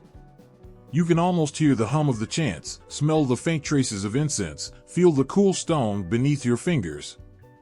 The air seems alive with memory. Yet, these tombs and temples weren't built for kings and gods alone. They were for the people, for every soul who walked the sands of Egypt and dreamed of eternity. In their grandeur, they held a quiet truth, that life is fleeting, but the spirit endures. And through the hands of the living, the dead could remain immortal. The air inside the scriptorium was heavy with the scent of ink and papyrus. Shadows flickered across the walls as oil lamps fought against the encroaching darkness. In the dim glow, a figure sat hunched over a table, the faint sound of a reed brush scratching against papyrus the only noise. The scribe's hand moved with precision, each stroke deliberate, each symbol alive with meaning. These were not mere words being written. They were spells, pathways, and prayers, carefully crafted bridges to the afterlife. The scribe paused, lifting his hand to examine the line he had just completed. The hieroglyphs seemed to glow faintly, as though imbued with a life force of their own. In this moment, the scribe was more than a man, he was a conduit between worlds, translating the whispers of gods into symbols that could transcend death itself. His work wasn't just art or literature, it was salvation. The priests who stood nearby watched intently, their eyes scanning the texts for divine precision.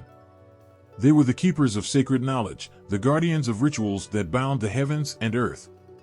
Every hieroglyph was a spell, and every spell carried the weight of eternity. If even one symbol was out of place, it could disrupt the delicate balance between life and the afterlife. For the priests, this wasn't an academic exercise. It was an act of devotion, a duty that carried the hopes of an entire civilization. Priests and scribes shared a sacred bond, their lives intertwined by purpose. The priests, clad in white robes that symbolized purity, were the voice of the gods. They chanted prayers in resonant tones that seemed to vibrate through the stone halls of temples.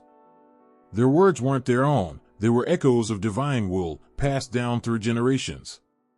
The scribes, seated quietly in the background, were the hands that captured these utterances, ensuring they would never fade with time. Each scribe was chosen with care, for this was not a task for the unworthy. To be a scribe was to hold the keys to both knowledge and eternity.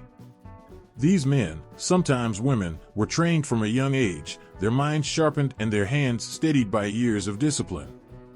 They memorized countless symbols and their meanings, their minds becoming living libraries. But more than skill, they needed faith. Without belief, their symbols would be hollow, their words powerless. Their tools were simple, a reed brush, a palette of black and red ink, and sheets of papyrus. But in their hands, these mundane items became instruments of creation. Black ink for the eternal, red ink for the divine. Every stroke was a prayer, every line a thread in the tapestry of eternity. Their work was slow and meticulous, but there was no room for haste. Eternity demanded patience.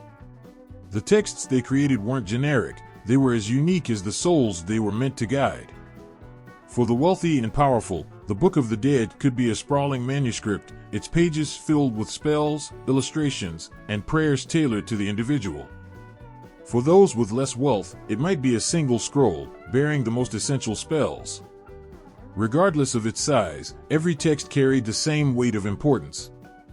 Each one was a beacon, guiding a soul through the perils of the afterlife. And yet, the work of the priests and scribes extended beyond the creation of texts. They were interpreters, readers of signs, and executors of rituals. A priest might stand before an open tomb, reciting the words written by the scribe, his voice steady and powerful. The air around him would hum with tension as if the very gods were leaning in to listen.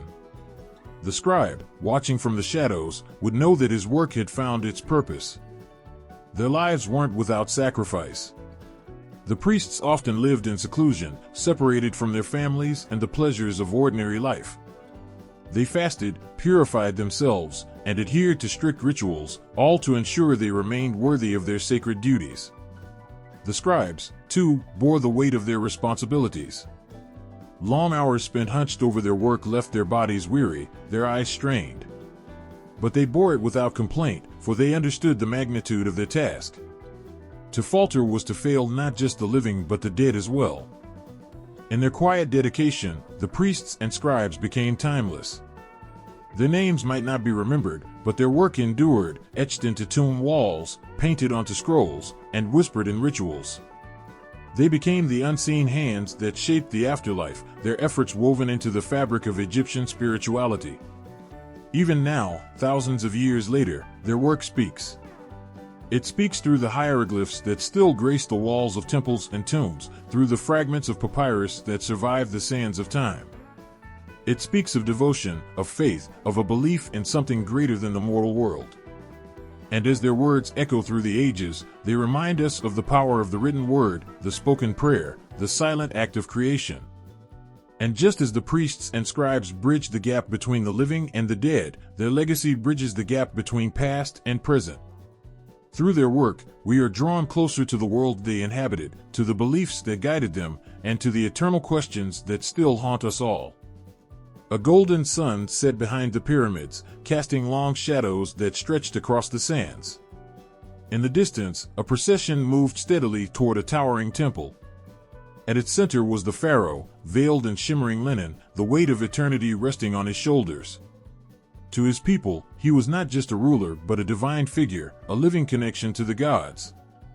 Yet beneath the crown and grandeur, he bore the same mortal fear as all others, the mystery of what lay beyond death. The pharaoh's role in the Book of the Dead was more than symbolic. These sacred texts, filled with spells and instructions for the afterlife, were tailored to ensure the safe passage of Egypt's most exalted soul. For the pharaoh, life did not end with the final breath, it transformed. He was destined to ascend and join the gods, becoming an eternal guardian of the land he once ruled. But this divine fate required preparation, meticulous, reverent, and unyielding. Within the sanctuaries of the royal palaces, priests and scribes labored under the pharaoh's commission.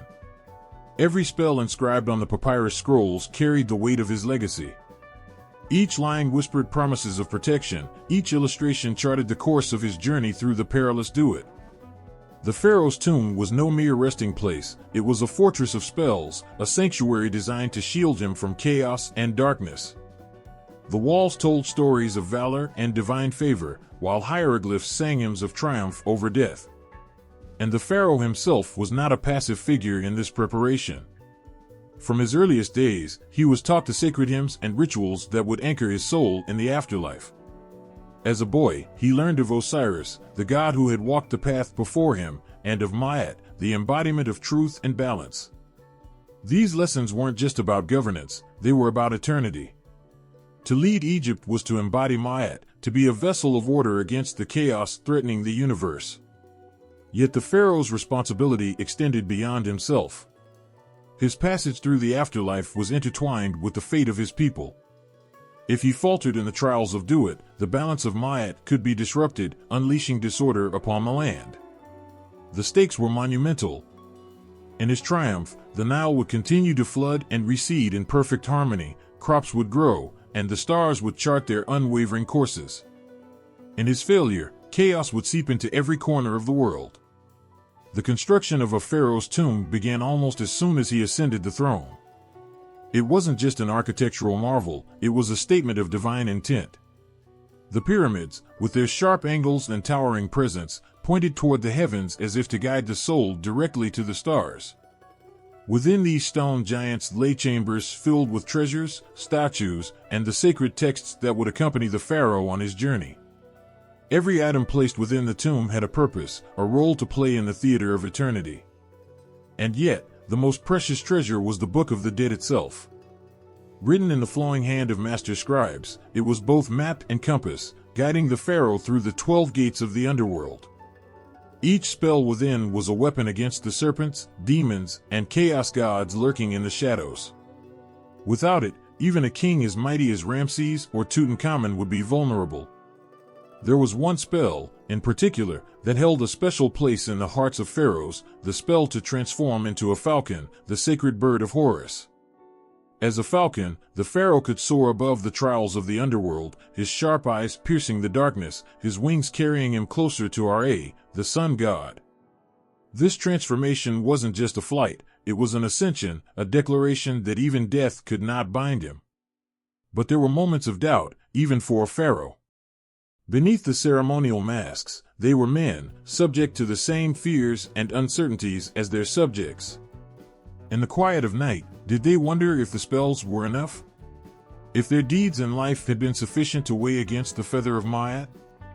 These questions lingered, even as the priests assured them of their divine favor. On the day of a pharaoh's burial, the air was thick with incense and the sound of chants. The priests, draped in white, performed the sacred opening of the mouth ceremony, ensuring the pharaoh's senses would be restored in the afterlife. The procession moved toward the tomb, where the final rites were performed. As the heavy stone door sealed the chamber, a collective breath seemed to echo across the land. It was done. The pharaoh's journey had begun. And though the tomb door remained shut, the pharaoh's presence never truly left. His spirit, now bound to the gods, continued to watch over the land. The stars that traced across the night sky were his eternal companions, the Nile his lifeblood. For his people, his existence was proof that life extended beyond the grave, that death was not an end but a transformation. And every hieroglyph inscribed on tomb walls, and every artifact buried beneath the sands, the pharaoh's legacy whispered the same truth: death was not to be feared but to be embraced as part of the divine cycle. The Book of the Dead, with its sacred spells and illustrations, was more than a guide, it was a promise. A promise that the pharaoh, and perhaps all who followed him, could transcend the mortal coil and find a place among the eternal.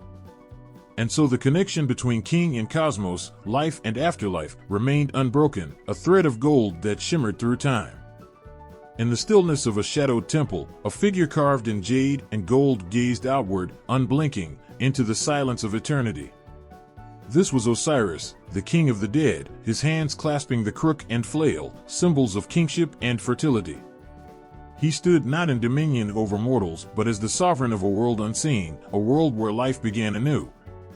His eyes, though forever stilled in stone, seemed to hold a truth so profound it could shake the soul of anyone who dared to meet their gaze. Osiris was not always the ruler of the afterlife. Once, he walked the earth as a beloved king, guiding his people with wisdom and compassion. Under his reign, the barren sands of Egypt blossomed, and the people flourished. Yet, as the story often goes with greatness, jealousy slithered close behind. It came in the form of his brother, Set, a force of chaos, a storm seeking to uproot the harmony Osiris had sown. The betrayal was as brutal as it was calculated. Set invited Osiris to a grand feast, his voice dripping with honeyed deceit. A lavish chest, gilded and adorned with intricate carvings, was presented as a gift that would bind Osiris to his fate. With a cunning smile, Set declared that the chest would belong to whoever fit inside it perfectly. Osiris, trusting and curious, lay down within its confines. At that moment, Set and his conspirators slammed the lid shut, sealing it with molten lead. The Nile bore witness as the chest, now a coffin, was cast into its depths, the waters swallowing the light of Osiris's life. The land mourned, and the world seemed to tremble under the weight of this act of betrayal. But Osiris's story did not end beneath the river's currents. His wife, Isis, a goddess of unmatched devotion, refused to let death have the final word. Isis scoured the earth with unwavering resolve, her heart a fire that refused to be extinguished. The whispers of the wind guided her to the chest, and with trembling hands, she retrieved her beloved. Yet, even in her embrace, Set's vengeance was not sated. He tore Osiris's body apart, scattering the pieces across the land, as if to obliterate any hope of resurrection. But Isis was no ordinary mourner. She was a weaver of life and magic, a force of nature stronger than despair. With the help of her sister, Nephthys, and the wisdom of Thoth, the god of knowledge, she found each fragment of Osiris and restored him. In the final act of her love, she breathed life into him once more, not to return him to the land of the living, but to grant him a throne in the realm of the dead. Osiris rose, not as he once was, but as something greater. He became the eternal judge, the beacon of rebirth, and the keeper of Ma'at, the balance of truth and justice. His green skin, symbolic of regeneration, marked him as a god of life even in death. In his presence, the dead found not fear but solace, for he, too, had walked the path of betrayal, suffering, and transcendence. The weighing of the heart ceremony, the heart-stopping moment when a soul faced its ultimate judgment, was Osiris's domain. Seated upon his throne, he watched as Anubis guided the deceased to the scales. Ma'at's feather of truth rested on one side, and the heart of the soul on the other. Osiris's gaze was unwavering, not cruel but resolute. If the heart was lighter than the feather, the soul was welcomed into eternal peace. But if it was heavy with wrongdoing, Ammit, the devourer, waited nearby, eager to consume it. Yet Osiris was not merely a figure of judgment. He was a promise. To those who lived with integrity, he offered assurance that death was not an end but a passage to renewal. The imagery surrounding him, lush greenery, flowing water, and the sprouting of crops, whispered of a life that persisted beyond the grave. Farmers believed that the annual flooding of the Nile, bringing fertility to their fields, was Osiris's blessing, a reflection of his enduring presence. Osiris's story was not just myth, it was woven into the very fabric of Egyptian life. Every pharaoh saw himself as a successor to Osiris, a mortal embodying the divine. In death, the pharaohs sought to reunite with him, to take their place among the gods and ensure the continuation of Ma'at in both the mortal and divine realms.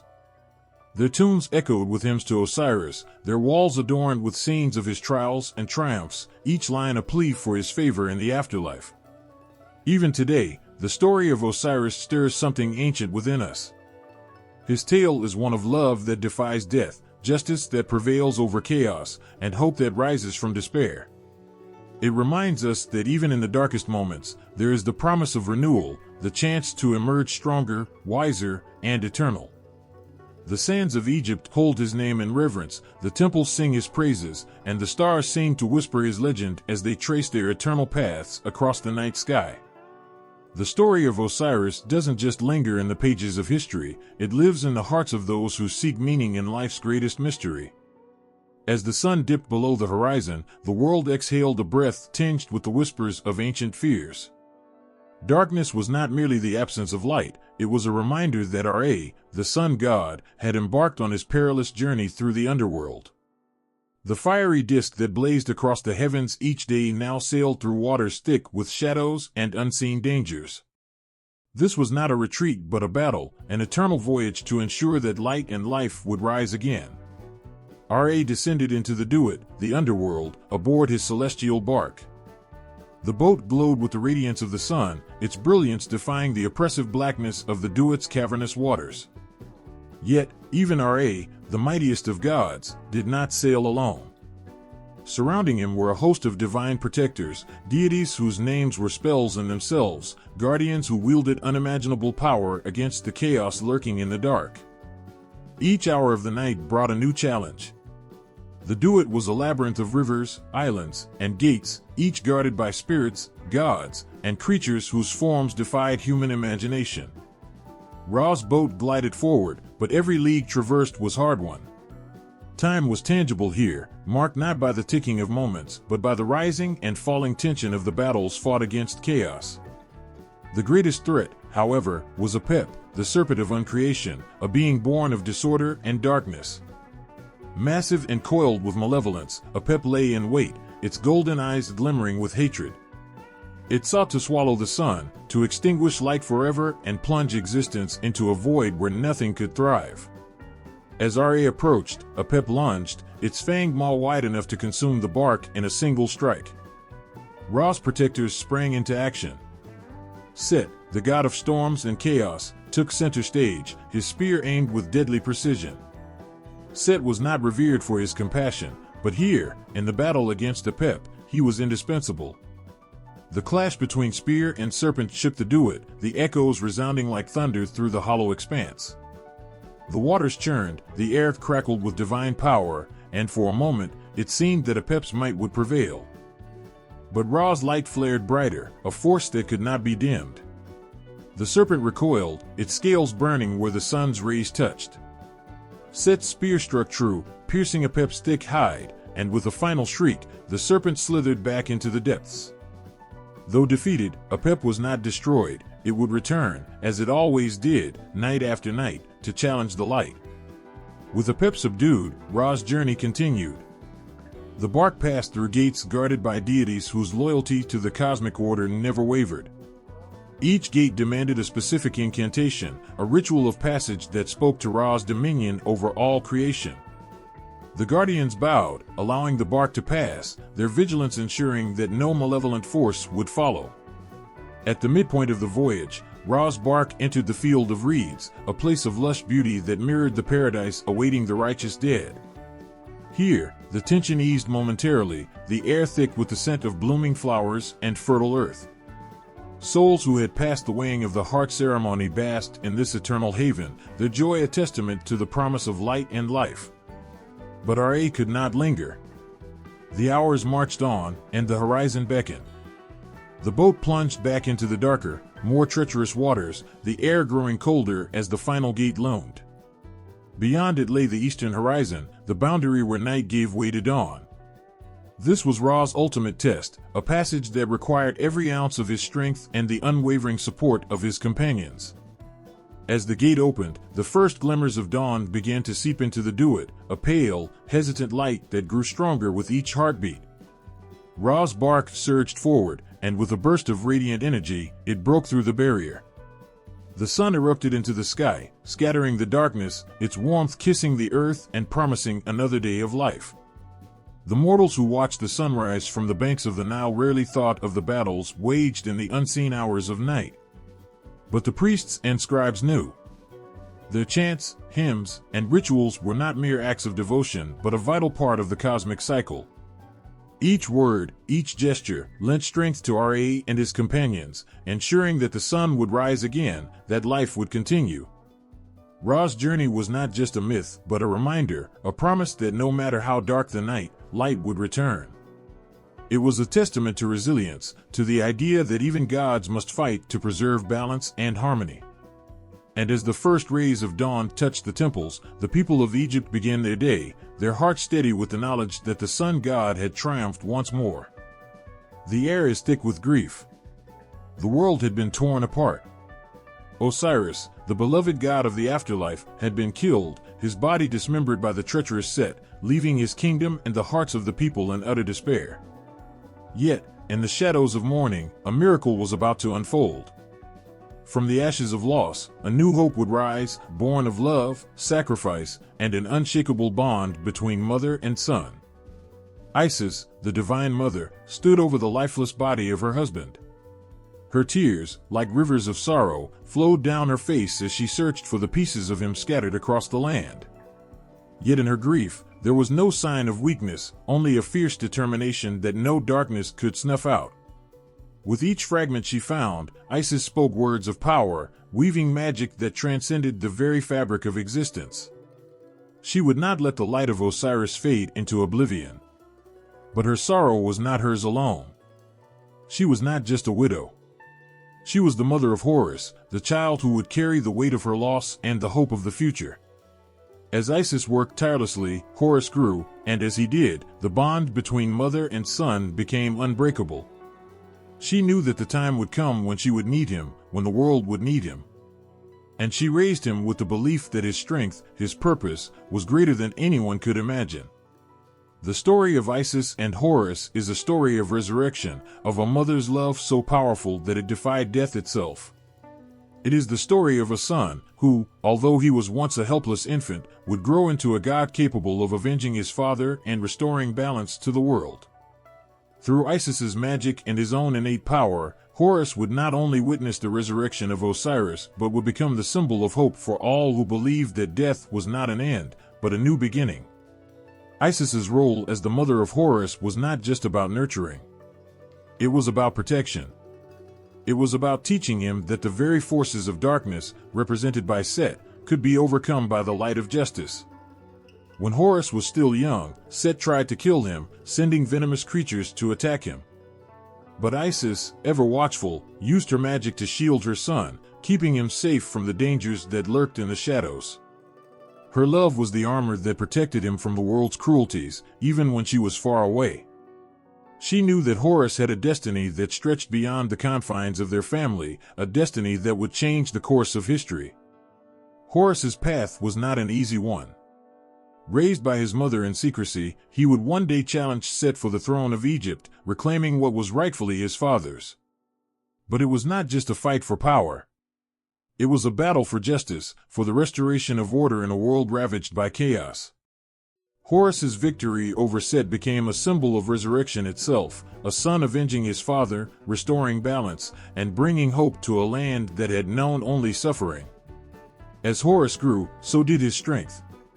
He was not simply a warrior, he was the embodiment of rebirth, the living proof that life could rise from death. His mother, Isis, never wavered in her belief in him. Every step he took was a reflection of her guidance, her love, and her protection. In the end, it was Horus who would ascend to the throne, taking his place as the ruler of Egypt, and as the god who embodied the cycle of life, death, and resurrection. The people of Egypt would come to revere him, not just as a king, but as the living manifestation of hope. Isis and Horus stand together in a story that transcends mere myth. It is the story of how love, sacrifice, and protection can conquer even the darkest of forces. In the face of death, they showed the world that life could endure. Horus's strength was not his own, it was the strength of his mother, who poured her soul into him, who raised him with the belief that he could change the world. Through their bond, the promise of resurrection was made clear. Even when all seems lost, there is always a chance for renewal. Horus, the Avenger, the Protector, the resurrected king, he was more than just a god. He was a symbol of the unbreakable love between mother and son, of the promise that no matter how dark the night, the light of hope would always return. Through his triumph, the spirit of Osiris was reborn, and the world knew that the power of love could defy the grip of death. As the sun rose each day, it was Horus who brought the dawn, his powerful wings spreading light across the land, a reminder that through the deepest sorrow, life would always find its way back. And in the shadows, where darkness threatened to claim all, the story of Isis and Horus lingered, a testament to the power of love, sacrifice, and the eternal promise of resurrection. The room was dim, lit only by the flickering glow of oil lamps. The air was heavy with the scent of myrrh and resin, a faint hint of salt in the breeze. At the center, a figure stood tall, wrapped in black robes, a jackal's head etched into the linen. Anubis, the god of mummification, stood as silent and watchful as the death he presided over. His eyes, though never seen, seemed to pierce through the very fabric of time, witnessing the souls of the departed as they crossed the boundary between life and death. A body lay before him, no longer animated by breath or pulse, but awaiting the eternal preservation that only Anubis could provide. This was not a simple ritual, it was a sacred transformation. As the priests prepared the body, Anubis's spirit watched closely, guiding every incision, every stitch, every step. With each precise movement, the god's influence reached deeper into the soul, ensuring its preservation for the afterlife. For Anubis, the act of mummification was far more than just a physical process. It was a sacred bond between the body and the soul. Without him, the soul would wander aimlessly, lost in the underworld, never able to find its way to the afterlife. The body, too, would decay, its memory fading into the sands of time. Anubis was the protector of both, the guardian of the threshold between life and death. His role was not to simply embalm, but to ensure that the spirit of the departed would endure for eternity. The priests worked with quiet reverence, knowing that they were not just preserving flesh, but ensuring the journey of a soul. The process of embalming was intricate, a sacred art passed down through generations, its steps meticulous and full of meaning. The brain was removed, and the organs carefully extracted, each one symbolizing a part of the body that needed to be preserved for the journey ahead. The heart, the seat of the soul, was carefully preserved, for it was said that without it, the soul would be lost forever. Anubis's influence was everywhere, guiding every action, every choice. It was said that he would guide the deceased through the underworld, watching over them as they passed through the halls of judgment. The embalming process was just the first step. Anubis's role continued as the soul began its journey, ensuring that it would be protected from the dangers of the afterlife. Without his intervention, the soul could easily fall victim to demons or the trials of the underworld, never reaching the peace of the afterlife. It was Anubis who stood by the scales of judgment, watching as the heart of the deceased was weighed against the feather of Ma'at. The heart, once the seat of the soul, would be judged. If it was light, free from sin, the soul would be granted entry to the afterlife. If it was heavy, burdened by wrongdoings, the soul would be devoured by Ammit, the monster waiting to consume those unworthy of eternity. But Anubis's presence on the scales was more than a mere formality. It was his blessing that ensured the soul had the protection it needed, that the mummification had been done right, that the soul had been preserved and prepared for this final, most critical moment. Anubis was not just a god of death. He was a god of compassion, ensuring that no soul would wander the dark paths of the afterlife without guidance. The embalming was a ritual of love, an act of care for the soul, a promise that no matter how far death reached, the bond between body and spirit would remain unbroken. His touch was not one of destruction, but one of preservation, ensuring that those who passed into the realm of the dead would always be remembered, that their journey would continue beyond the grave. The rituals surrounding Anubis were not easy, but they were sacred. The priests, the embalmers, worked tirelessly to ensure that the body was perfectly prepared. Their hands, though stained with the oils and resins, held the weight of eternal responsibility.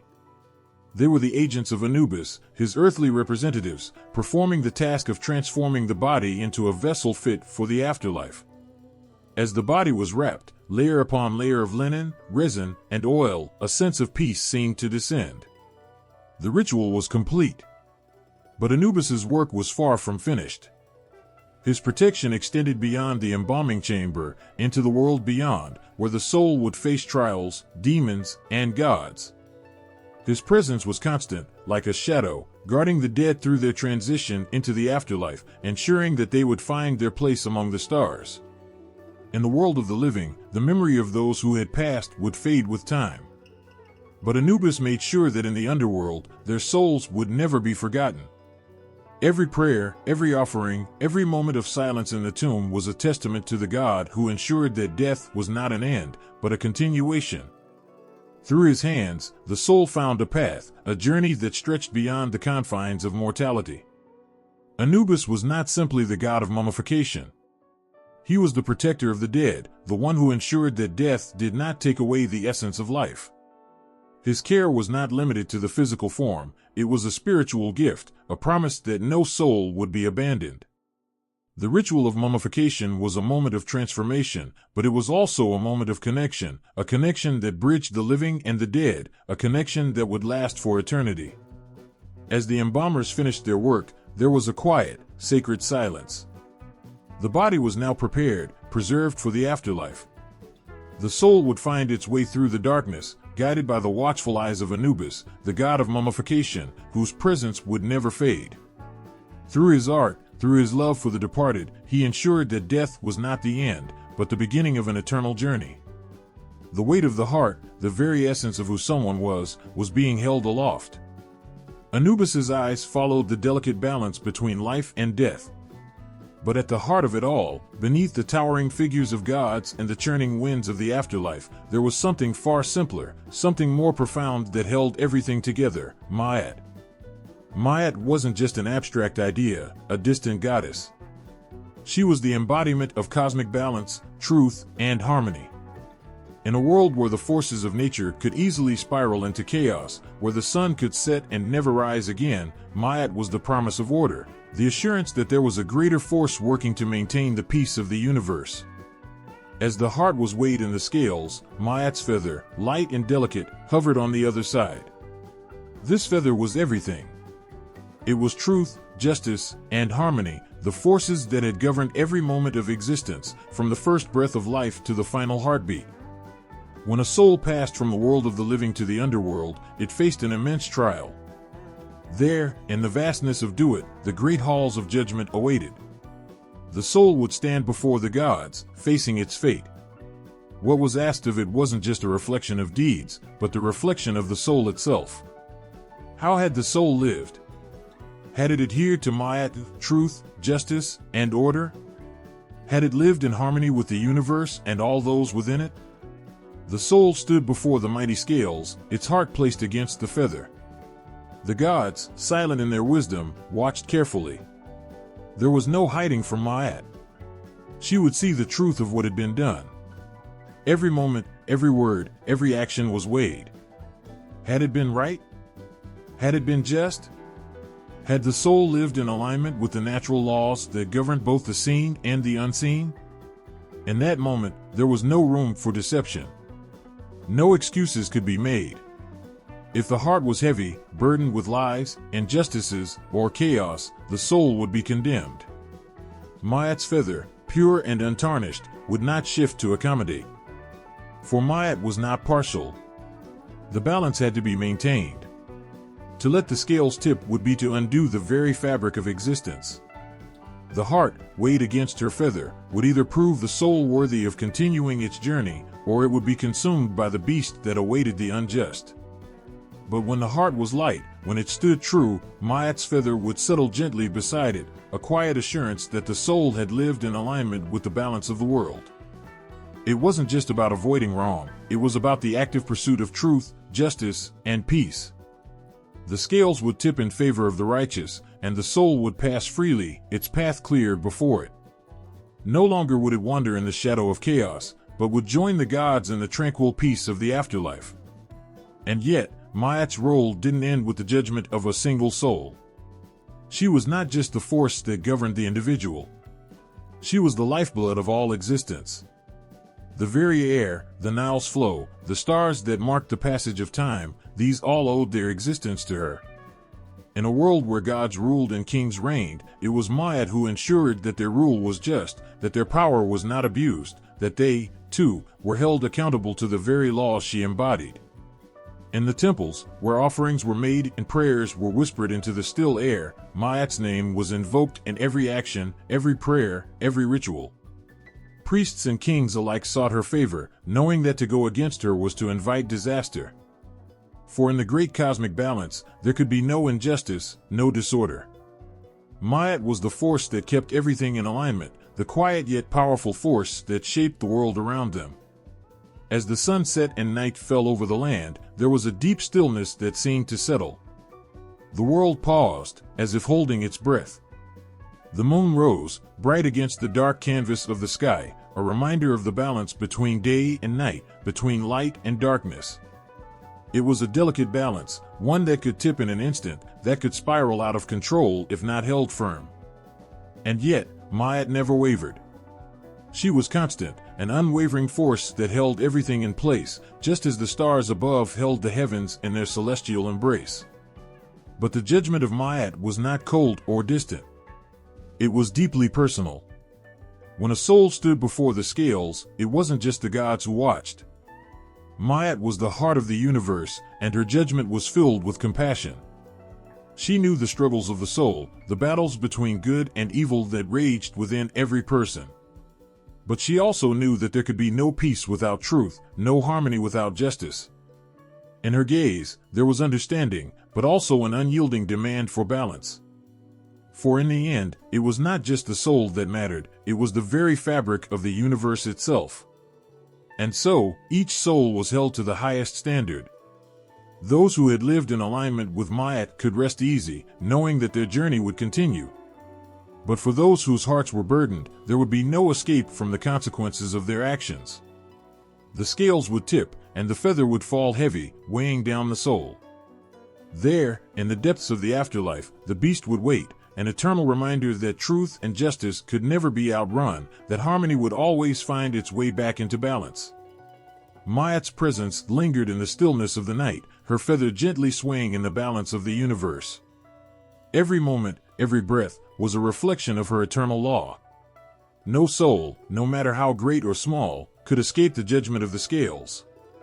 And in the quiet, as the world exhaled, there was a soft whisper on the wind, a reminder that the balance, the harmony, would never be lost. Ma'at's feather would always remain, unbroken, pure, and steady. The scrolls were unrolled with trembling hands, the papyrus slightly cracking under the weight of history. The faint smell of incense filled the room, and the soft flicker of torchlight cast dancing shadows across the walls. In the quiet space between breaths, a soft murmur of ancient words drifted from the sacred pages. The Book of the Dead, its pages worn with time, whispered the stories of lives long past, of souls navigating the unknown, seeking peace and guidance in the realm beyond the world of the living. The New Kingdom was a time when the heart of Egypt beat the strongest. It was an era of profound change, of wealth and power, where the temples rose high into the sky and the pharaohs stood as the earthly gods, commanding both respect and fear. But beneath the surface of their grand palaces and monumental structures, there was a quiet truth: the Book of the Dead had become a lifeline. It was more than just a text, it was the key to eternal peace, a guide that led the soul safely through the perilous journey into the afterlife. This was the time when the Book of the Dead reached its zenith, when it found its place not only in the burial chambers of pharaohs, but also in the tombs of common folk. This was a time when the words of the priests, scribes, and sacred texts had the power to shape the destiny of the soul. They believed that what was written, what was spoken, had the power to influence the very fabric of existence. And so, they wrote with purpose, their hands guided by the gods themselves. For centuries, the Egyptians had known the importance of the afterlife. But in the New Kingdom, their beliefs began to take on new meaning, becoming more intricate, more personal. No longer were the words of the Book of the Dead reserved only for the powerful or the elite. The common man, too, could find solace in its pages. The beautiful hieroglyphs, rich with color and life, painted a picture of what awaited the soul beyond the veil. The spells, each one designed with meticulous care, gave the dead the tools they needed to face their trials, to overcome the challenges that lay ahead. The spells were not just words, they were promises. Each one a guarantee that the soul would find its way. They were the invisible thread that connected the living with the dead, ensuring that the departed would not be forgotten, would not be lost to the darkness of oblivion. The words spoke of the gods who would guide the soul, of the trials it would face, and of the peace it would ultimately find. They spoke of the heart, the scales, and the feather of Ma'at, truth, justice, and balance. These were not just abstract concepts, but the very foundation of the soul's journey. In the midst of all the grandeur of the New Kingdom, with its towering obelisks and monumental temples, there was a quiet, sacred truth. Life was fleeting, but the afterlife was eternal. And the Book of the Dead offered a glimpse into that eternity. Its pages carried with them the weight of centuries, the hope of millions who had passed on before.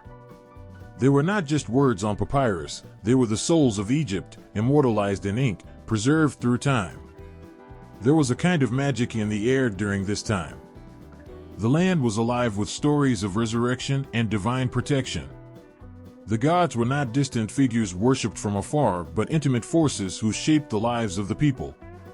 Ra, Osiris, Anubis, Ma'at, all were present in the hearts of the people, guiding them, protecting them. And as the Book of the Dead flourished, so too did the connection between the living and the dead. But it wasn't just the powerful who sought protection in the afterlife. The people who lived humble lives, those who toiled in the fields and worked with their hands, also turned to the Book of the Dead. They, too, sought the peace that the afterlife promised. They too wished to cross the threshold into eternity with dignity and grace. And for them, the Book of the Dead became something personal.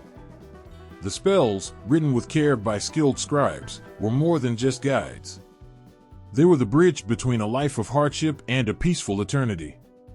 In the dim glow of flickering torches, a scribe's quill scratched across papyrus. The words were flowing, their power building with every stroke. The scribe's hands were steady, guided by the weight of responsibility. He was not just writing a text, he was ensuring the safety of a soul, ensuring that it would find its way to the other side. The gods watched over him, guiding his hand, for this work was sacred.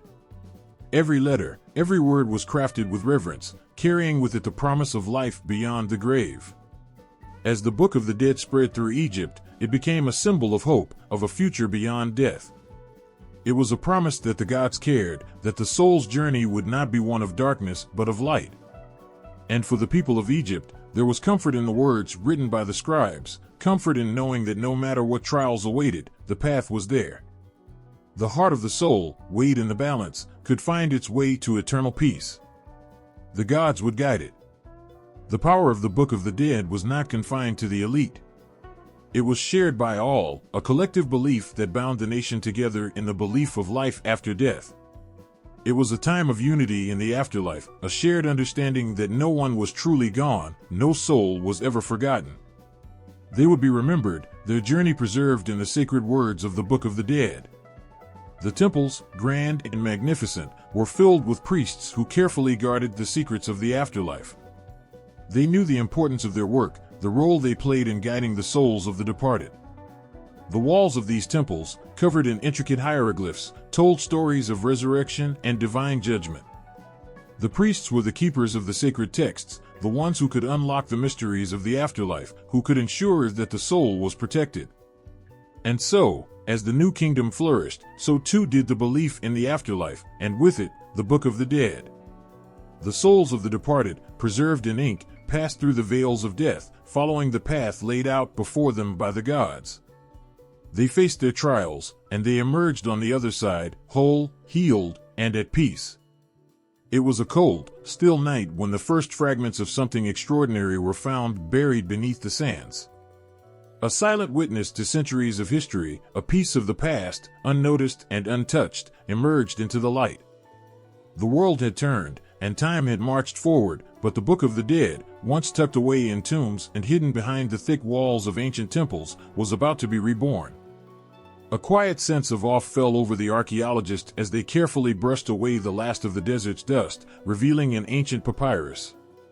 Its edges were frail, its surface marked by age, but the symbols, each one a testament to the wisdom of a long-gone civilization, stood clearly, unmistakably, there before them. They were not just markings on paper. They were the key to a forgotten world, a world of gods and souls, a world where the afterlife was a place of great importance, a place that many had hoped for and dreamed of. These words, written millennia ago, would speak once again. As the pieces of the Book of the Dead were brought back into the world, they seemed almost to hum with life. The ink, faded by the centuries, seemed to breathe with the wisdom of the ancients. The papyrus was more than paper, it was a connection, a bridge between two worlds. It was a whisper from the past to the present. But it wasn't just the words that resonated with the world, it was the idea behind those words. The text held the dreams and fears of an entire civilization, the desires of kings and farmers alike to secure their souls in the afterlife.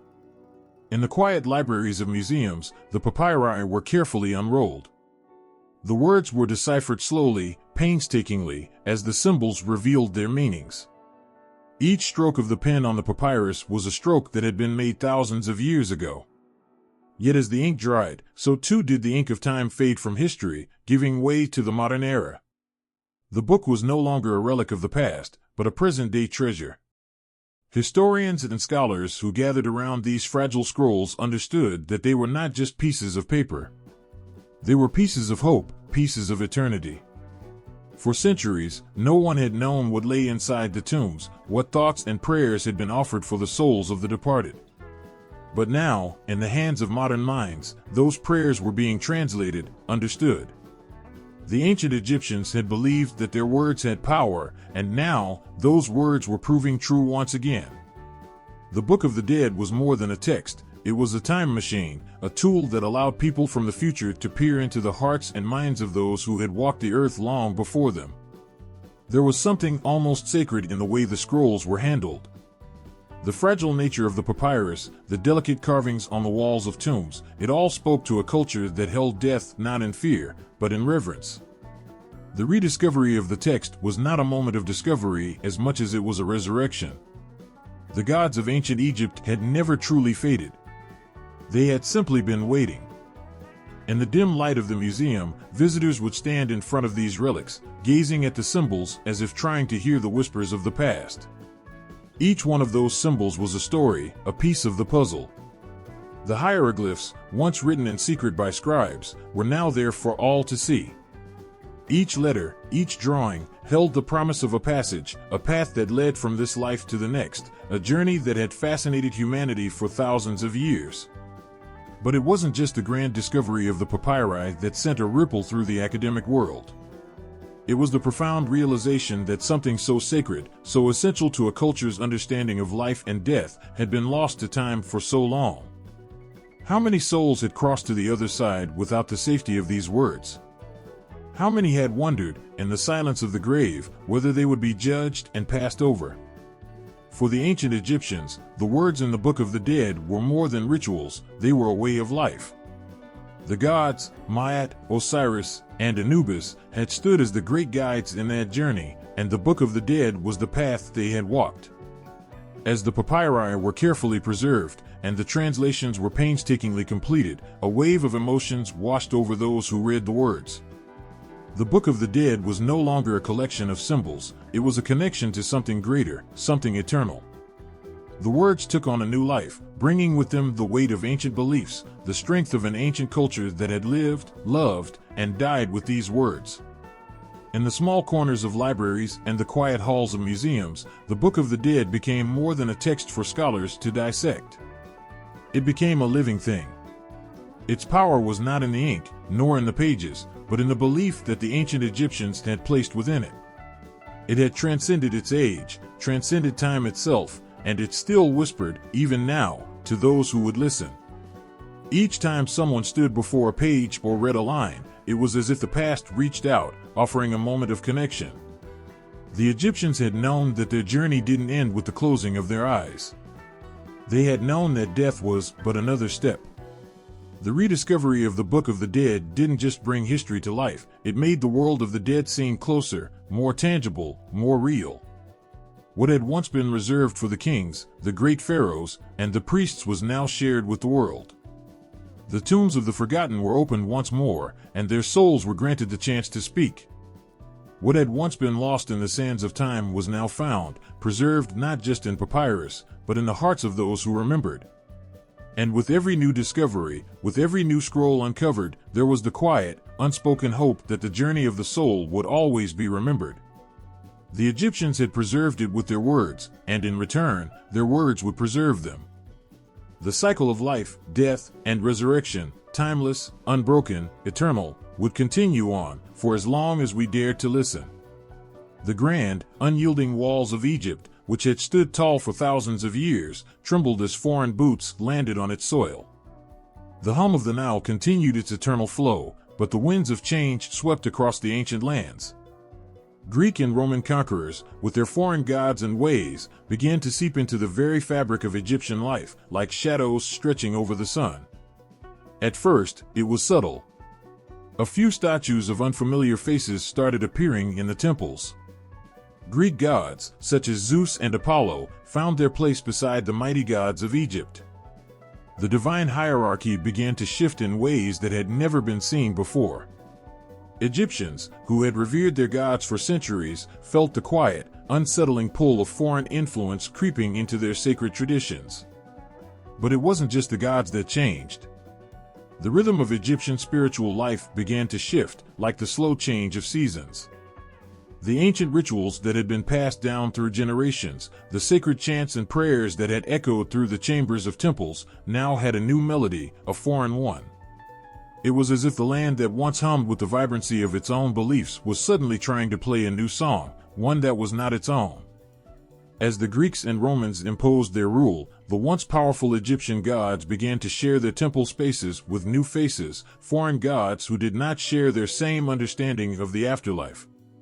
The ancient Egyptians believed in an intricate and sacred journey through the underworld, but the Greek and Roman gods had their own stories, their own tales of life and death. The line between the two worlds began to blur, leaving the Egyptians wondering, what happened to their own traditions? In the grand temples, Egyptian priests found themselves caught between two worlds, two conflicting spiritual beliefs. On one hand, they had the age-old ways, the sacred rituals, the preservation of bodies, and the belief in the afterlife. On the other hand, there were the new gods, the ones whose temples stood side by side with the Egyptian ones. With every passing day, the balance between these two worlds grew more fragile. The Egyptians, who had long believed that the gods, like Ra and Osiris, ruled over the afterlife, began to see their beliefs mingling with new stories from the Greeks and Romans. The underworld, once a place for the soul to travel and face judgment, became a place of new gods, new stories, and new powers. Could the Egyptian way of life endure when the winds of change blew so fiercely? Could the old gods still hold their power? There were those who resisted. The older priests and scholars, those whose hands had touched the papyrus scrolls of the Book of the Dead, understood the danger. They knew that the soul's journey was sacred, that the proper rites and rituals were the only way to ensure safe passage through the afterlife. For them, the influx of foreign beliefs felt like a desecration, a threat to everything they had worked to protect. And yet, in the face of foreign domination, what could they do? Their sacred practices began to blend with the new ways, and they had no choice but to adapt. Some Egyptians, too, began to adopt new beliefs. The allure of the Greek and Roman gods, with their different interpretations of life, death, and the afterlife, proved irresistible. For a time, these new ways seemed to offer easier answers, a simpler promise of salvation. The gods of Olympus seemed less distant, more personal, perhaps more approachable than the ancient Egyptian gods, who demanded respect, rituals, and offerings. Some Egyptians turned to these new gods for protection, for comfort. They sought to combine the best of both worlds, trying to find a middle ground between the old and the new. The temple walls became a tapestry of different faiths, where the Egyptian gods stood shoulder to shoulder with Greek and Roman deities. As the Romans took hold, the Egyptian gods began to be reduced to symbols, to representations. The once vibrant cults dedicated to Isis, Osiris, and Horus found themselves being overshadowed by foreign powers and their own interpretations of the divine. It was a slow erosion, a fading of ancient practices that had once been so powerful. The mighty temples that had once rang with the chants of priests now echoed with a new language, a new set of beliefs. But even in this transformation, the power of the Egyptian spiritual practices was not completely extinguished. In the quiet corners of Egypt, in hidden temples and shrines, the old ways persisted. It was as if the soul of Egypt refused to let go. Even as the land was overtaken by foreign rulers, the belief in the afterlife and the sacred journey to the realm of Osiris continued to pulse beneath the surface. The ancient Egyptians believed in the power of their gods to protect them in life and death, and even under foreign rule, this belief would not easily be silenced. Those who clung to the ancient ways spoke in hushed voices, gathering in the shadows of fading temples, keeping the old stories alive. They recited the prayers from the Book of the Dead, even when the world around them was changing. It was a quiet rebellion against the tides of history, a refusal to let go of what was sacred. And in those small moments, Egypt's ancient soul still lived. The spiritual practices that had flourished for millennia were slowly being rewritten by foreign hands. But in those moments of quiet reflection, the power of the old gods still lingered, like a memory that would never fade. Even as the winds of change swept across Egypt, the afterlife, the heart of Egyptian belief, remained a source of power, comfort, and hope. It wasn't the gods that had changed, but the lens through which the people viewed them. The foreign gods had found their place among Egypt's pantheon, but they had not replaced the ancient ones. The gods of Egypt remained, even in their altered forms. They were the pillars on which Egypt had built its spirituality, and no matter how much the outside world tried to impose its will, those pillars remained unshaken. The gods watched over their people, now as they always had, even if they wore new faces or wore no faces at all. In the quiet echoes of the temples, the whisper of the ancient gods still called out to those willing to listen. The sun sets over the ancient land, casting a golden glow on the pyramids that have stood for millennia, silent sentinels to the past. A gentle breeze stirs the air, carrying whispers of a time long gone. But the world around these towering monuments is not what it once was. New beliefs, new people, new stories have arrived in Egypt. They, too, have left their mark on this sacred land. In the distance, the call to prayer rings out from the minarets, the words of faith that echo through the air, offering comfort and strength. But beneath this new rhythm, there is an undercurrent, a reminder of the ancient past, of beliefs that once ruled the hearts and minds of those who lived along the Nile. In the midst of this convergence of worlds, the past and present collide. Egypt's rich, ancient culture, its gods, its rituals, and its beliefs, now stand in contrast to the teachings of Islam, a faith that arrived in the land centuries after the great Egyptian civilization had passed. The ancient gods of Egypt, once so real and vivid in the lives of the people, are now distant figures, their temples and tombs slowly fading into history. Yet the belief in one God, and the message of Islam, weaves itself into the fabric of Egypt's spiritual life, leaving an indelible mark on its people and its land. Islam, which entered Egypt with the Arabs in the 7th century, reshaped the way people thought about the world, about life, and about death. The sprawling, ancient religion that had once centered around gods with human forms and intricate rituals now gave way to a singular, all-powerful God who transcended everything. The old pantheon of gods, Ra, Osiris, Isis, and all the others, were no longer seen as the true powers of the universe. Instead, there was one God, the creator of all. His message, as delivered through the Prophet Muhammad, became the guiding force for the people of Egypt. For many, the arrival of Islam was a revelation. It brought with it a sense of unity, a new way of understanding the world and the afterlife. The grand stories of the Egyptian gods, the careful preparation of the dead for their journey to the afterlife, and the rituals that had been so intricately tied to daily life slowly faded into the background. They were no longer the center of attention, no longer the focal point of Egyptian spirituality. The Book of the Dead, which had once offered detailed instructions for the soul's journey through the underworld, became just a relic of a time that was slowly slipping away. But even as Islam established itself as the dominant faith in Egypt, something remarkable happened. The ancient beliefs did not disappear entirely. They persisted, quietly, hidden beneath the surface. While the old gods were no longer worshipped in the same way, their symbols, their stories, still lingered in the culture. The deep connection the Egyptians had once had with their land, their gods, and their beliefs could not be easily erased. In the hearts of many, the echoes of the past remained, even if they were no longer spoken aloud. Islamic Egyptology emerged as a field of study as scholars began to revisit the ancient texts, the monuments, and the beliefs of the old Egyptians. These scholars, guided by a new faith but also drawn to the wonders of the past, started to decode the remnants of Egypt's ancient civilization. They studied the pyramids, the tombs, the hieroglyphs, and the art that had once depicted gods and pharaohs.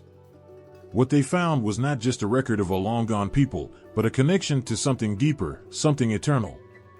As Egyptologists in the modern era began to decipher the ancient texts, they uncovered fragments of a world that seemed so distant yet so familiar. The hieroglyphs told stories of gods, of life after death, of cosmic balance and order. Even though Islam had swept through Egypt and reshaped the spiritual landscape, these ancient stories were still being told, in a different form. The past and present seemed to speak to each other across the centuries, as if the land itself held onto the memories of the people who had once walked it. But this relationship between the past and present was not without tension. Some viewed the ancient Egyptian beliefs as misguided or even heretical in the light of Islam's teachings. The old gods were seen as nothing more than idols, figments of a misguided imagination. The burial practices, the rituals, and the intricate mythology were dismissed by many as relics of a bygone era. Yet there were others who saw value in understanding the old ways, not as a means of worship, but as a way to understand the hearts of the people who had lived in ancient Egypt.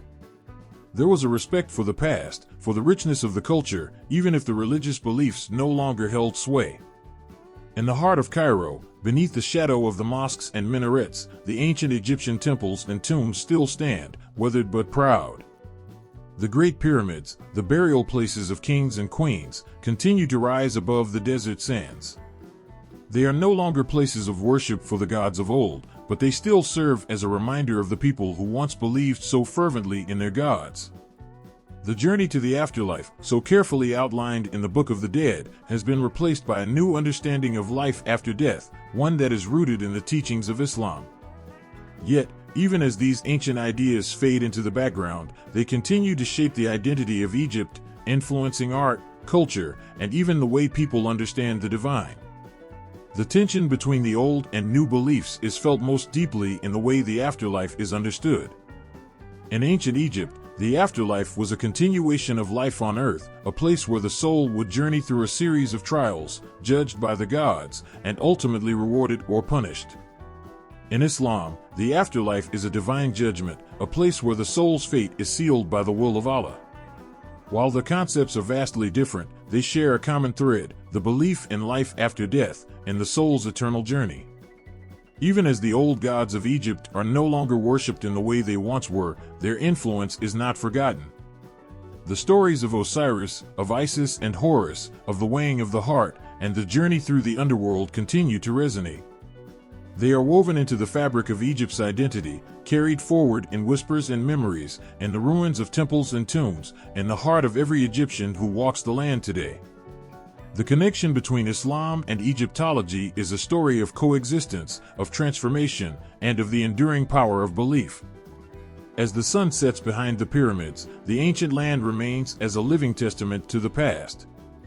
The call to prayer echoes through the air, but beneath it, the ancient spirits of Egypt are still there, lingering in the shadows, reminding us that the past never truly fades away. In the dusty air of an ancient tomb, a faint whisper of ink marks the pages of a text that has waited millennia to speak. The words, etched into fragile papyrus or carved into stone, have been waiting for someone to listen. These words are not just the remnants of a forgotten time, but echoes of a civilization's deepest hopes, fears, and beliefs about what happens after death. As centuries passed, those words were buried, hidden from the world, their meaning lost to time. But then, like a beacon in the dark, the light of curiosity and dedication began to shine through the cracks. Egyptologists, scholars driven by an insatiable thirst for understanding, began the painstaking work of decoding the ancient symbols. What they found was not just a text, but a connection to the past, a bridge from an ancient world to the present. The first moments of discovery were quiet, almost sacred.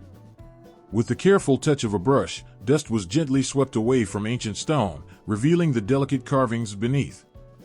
Each stroke, each symbol, was a step closer to understanding something that had been forgotten for so long. The words on the walls of tombs and temples, words that had been carved to guide the souls of the dead, were now waiting to be understood once again. In the dim light of study rooms, Egyptologists leaned over scrolls and fragments, their eyes scanning the lines, their minds working to decipher the ancient script. Hieroglyphs, intricate and beautiful, seemed like an impenetrable wall. Yet these scholars, with their sharp minds and relentless persistence, slowly began to piece together the puzzle. It was not easy. Every word was a challenge, every translation a battle. Some symbols had no direct counterpart in modern languages, others had meanings that could only be understood in the context of a culture so different from our own. Yet with each breakthrough, the words of the Book of the Dead began to come to life again. One of the most significant steps was the translation of the Rosetta Stone. It was on this stone that the key to unlocking the ancient Egyptian language was found. With the discovery of this remarkable artifact, scholars suddenly had the ability to compare the Egyptian hieroglyphs with Greek and Demotic scripts. The stone held the same text in 3 languages, allowing the Egyptologists to make connections between the symbols and their meanings. It was as though the past reached out, handing them the key to the door that had been locked for centuries. And then, with trembling hands, the scholars began to read. Each line, each symbol, brought forth a flood of emotions, joy, wonder, and awe. What was once lost to time was now alive again, filling the hearts of those who dared to study it. The Book of the Dead was not just a collection of ancient writings, but a doorway to understanding the spiritual life of a people who had passed away long ago. The work was slow, painstaking. Some texts were incomplete, worn down by time, the ink faded beyond recognition. But still, the scholars pressed on, their dedication unwavering.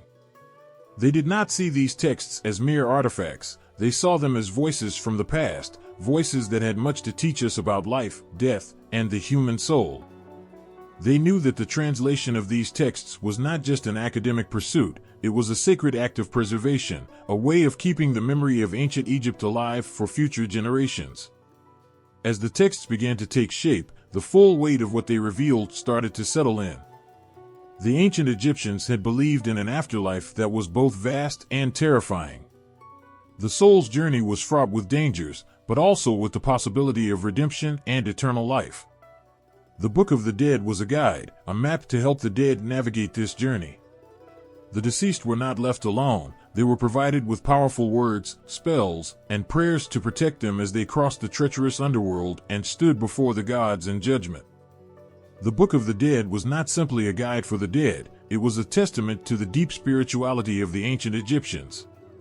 It showed their belief in the afterlife, and the importance of balance, truth, and justice. It revealed their understanding of life and death as interconnected, each one shaping the other.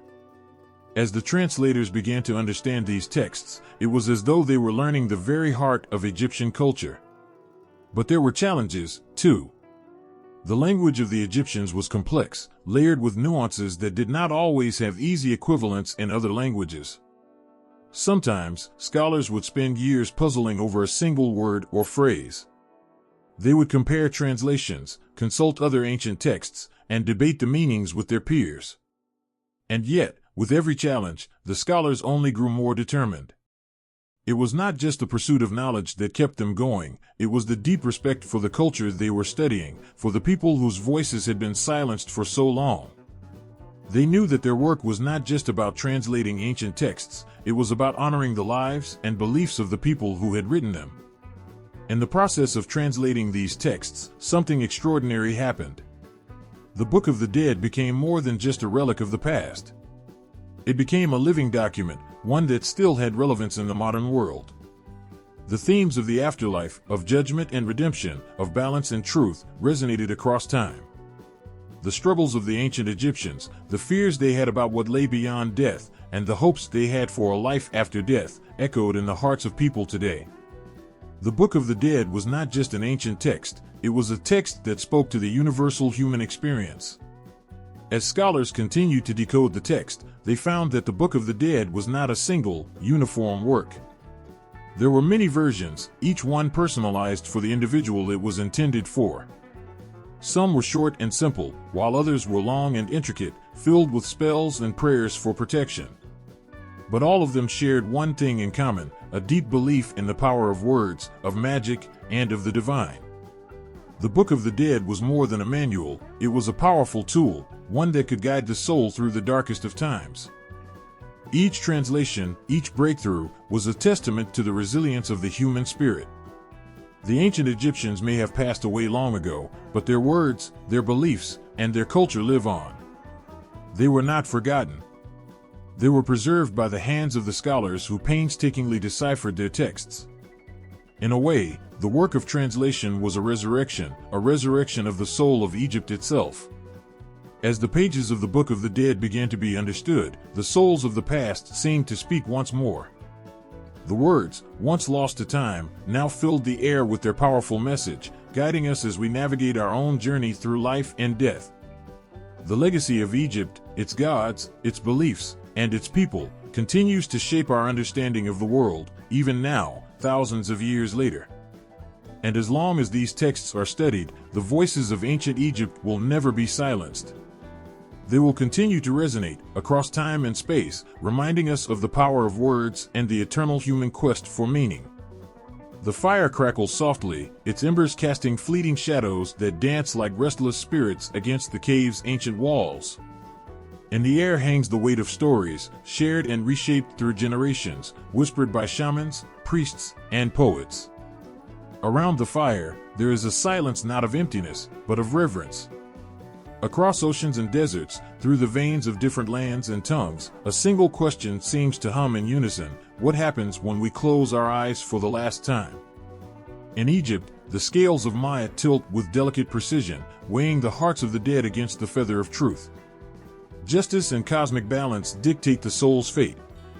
Thousands of miles away, Norse warriors speak of a judgment of a different kind. The worthy are carried to Valhalla, a hall of eternal glory, while others wander darker realms. Across the vast waters of the Pacific, the Maori tell of spirits traveling the path to Hawaii, the place of origins and return, guided by the tides of ancestral memory. Though the names, rituals, and landscapes shift, the echoes of shared wonder and fear remain. Death, it seems, is a language all cultures understand, spoken in whispers of myth and ritual, woven into the fabric of existence itself. In Greece, rivers flow not for irrigation but for the passage of souls. The Styx, cold and unyielding, is crossed with the aid of Charon, a ferryman of grim determination. His coin is a token of trust, a symbol of the belief that the journey to the afterlife is as much a transaction as a transformation. Egypt, too, has its waterways. The Nile, a river of life in the waking world, mirrors in death as the route by which souls reach the gates of eternity. Just as the Greeks prepared their dead with coins, the Egyptians equipped theirs with spells, provisions, and charms, each serving as a toll for safe passage. On distant Indian shores, another cosmic tapestry unfolds. The Bhagavad Gita speaks of samsara, the eternal cycle of birth, death, and rebirth. To escape it is to achieve moksha, a union with the divine. The ancient Egyptians spoke of the field of reeds, a paradise free from pain and suffering, where the soul might finally rest.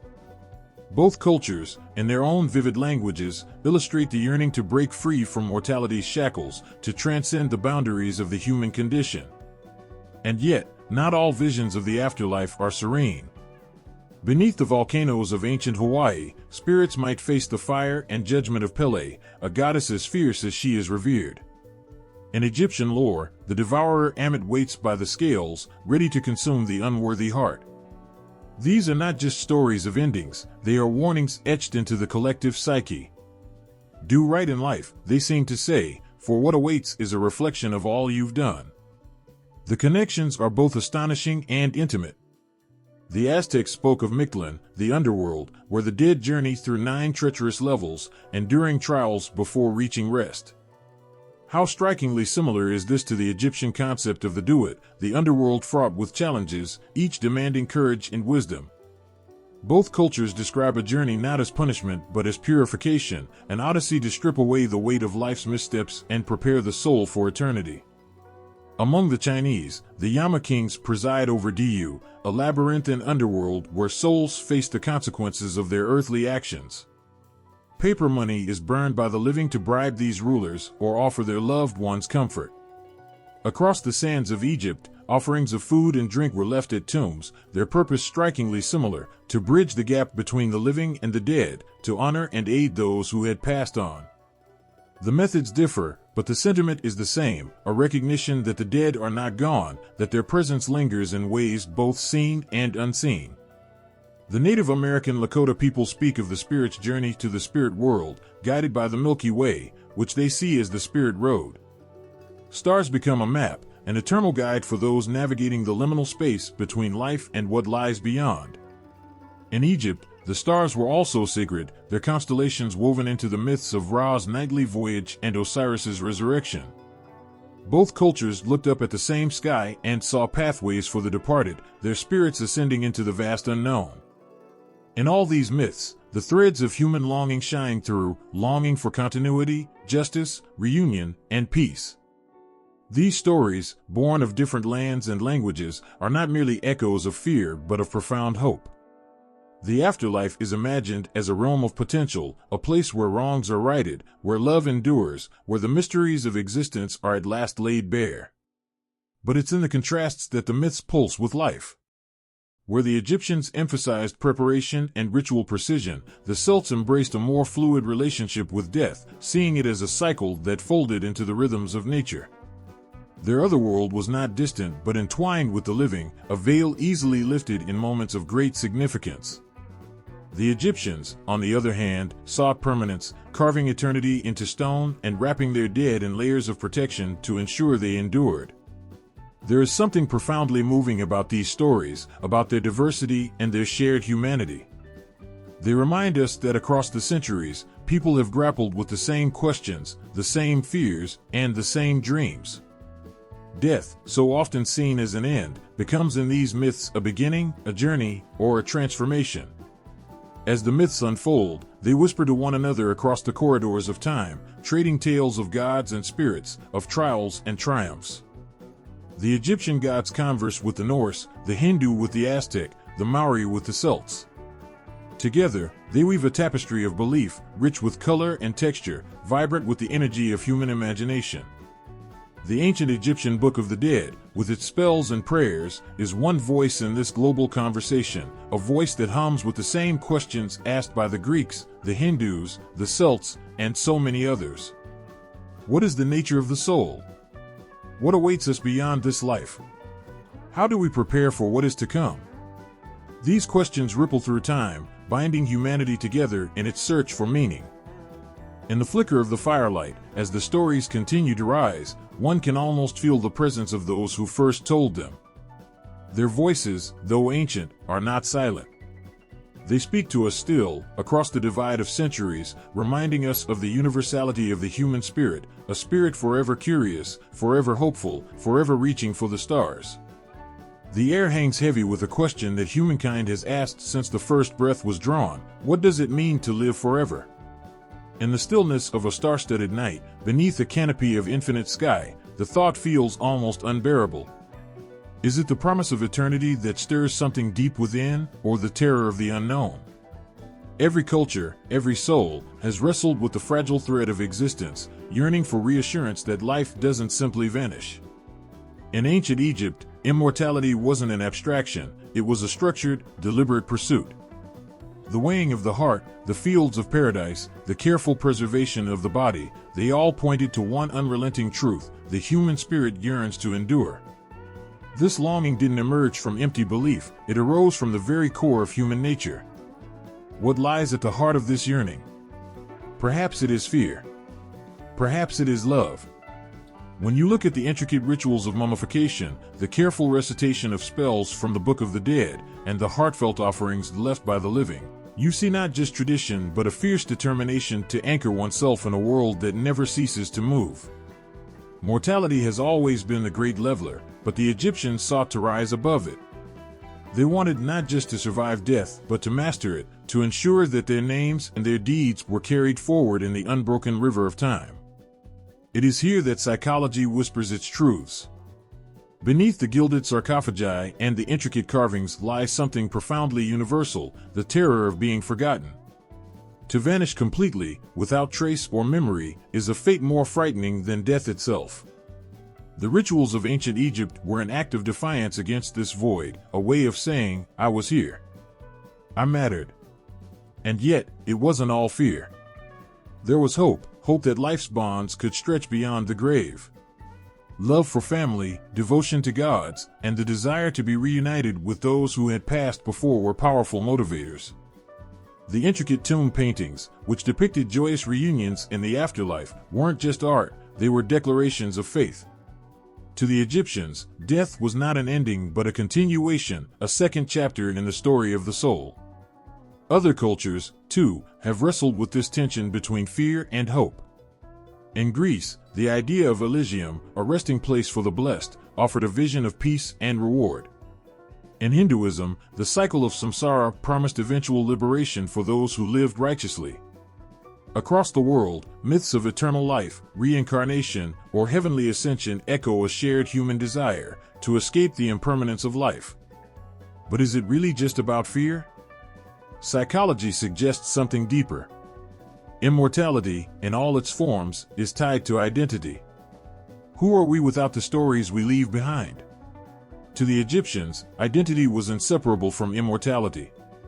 Their names were etched into stone, their deeds recounted in hieroglyphs, and their souls immortalized in prayers. The fear of fading away was countered by the belief that to be remembered was to live on. This yearning is not confined to ancient times. Even now, in a world of digital permanence, people seek ways to leave their mark. Social media profiles, photographs, and written words become modern-day tombs, preserving pieces of the self for future generations. The desire to be known, to be remembered, is as alive today as it was thousands of years ago. For the Egyptians, immortality also meant harmony. Ma'at, the goddess of truth and balance, symbolized the eternal order of the universe. To live forever wasn't just about personal survival, it was about aligning oneself with a greater cosmic truth. This perspective resonates deeply with the human psyche. Life, fragile and fleeting, gains meaning when tied to something larger. Whether through religion, art, or family, people have always sought ways to transcend their individual selves. And yet, even with all this structure and ritual, there is a rawness to the Egyptian pursuit of eternity. Their writings are filled with moments of vulnerability. In one text, a deceased soul pleads to be allowed into paradise, confessing fears of being unworthy. Beneath the grandeur of pyramids and temples is the unmistakable fragility of the human heart. The rituals may have been precise, but the emotions were universal.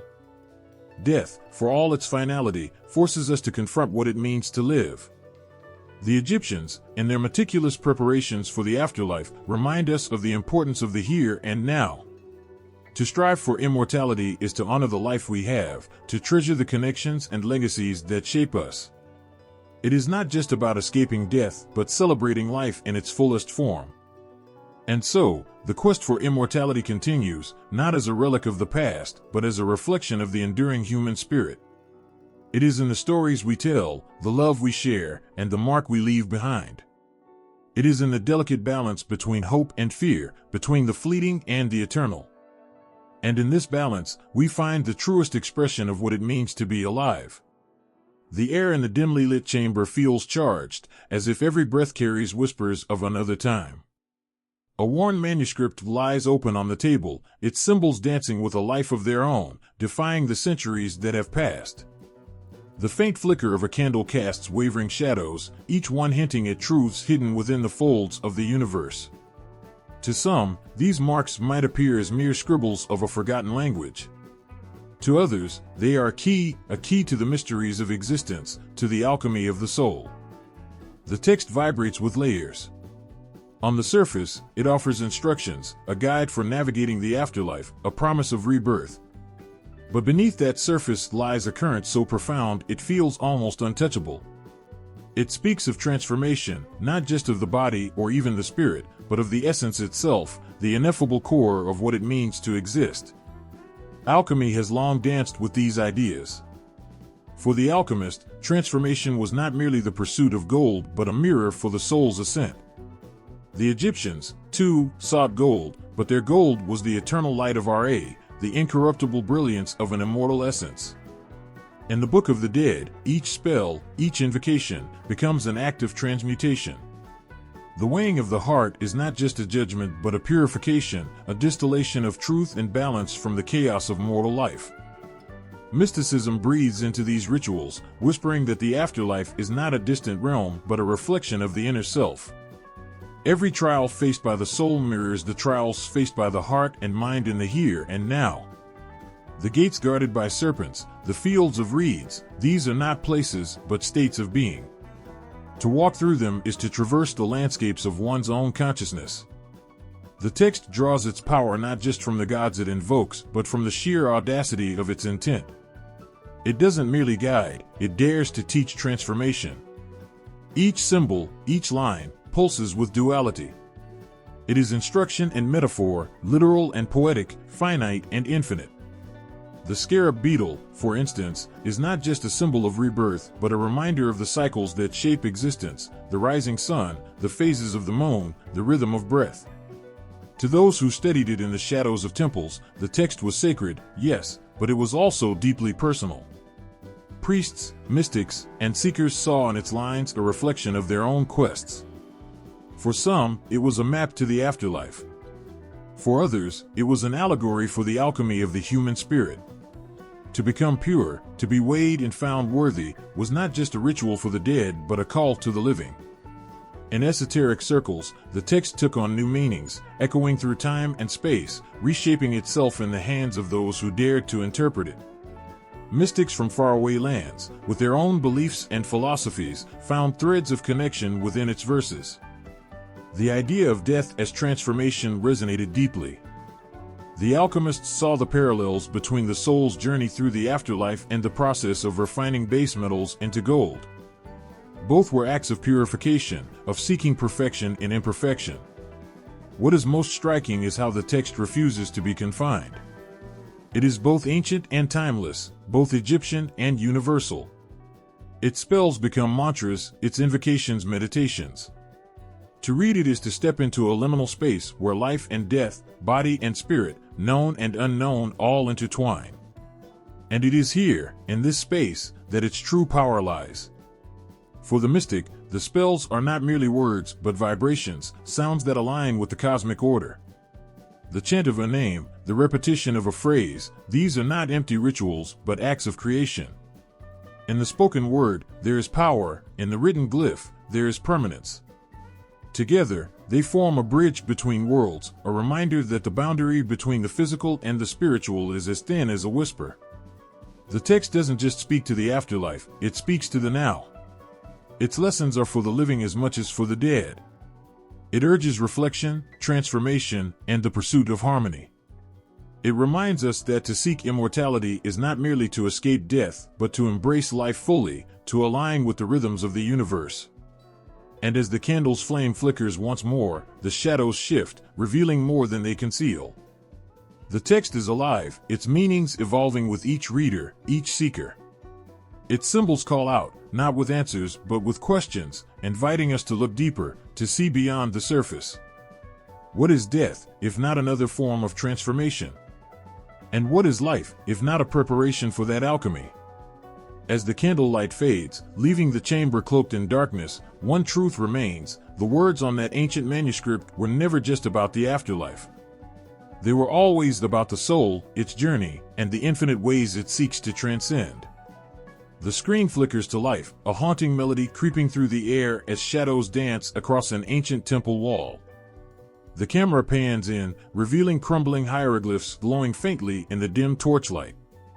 A hand reaches out, trembling with a mix of fear and fascination, to touch the edge of a brittle papyrus scroll. In that moment, time collapses. The past and present blur as the whispers of an ancient world echo through modern storytelling. The Book of the Dead is not just a relic of history, it's a ghost that refuses to rest. Its influence seeps into our collective consciousness, appearing in the pages of novels, the frames of films, the lyrics of songs. It isn't just retold, it's reimagined, reinterpreted, reborn.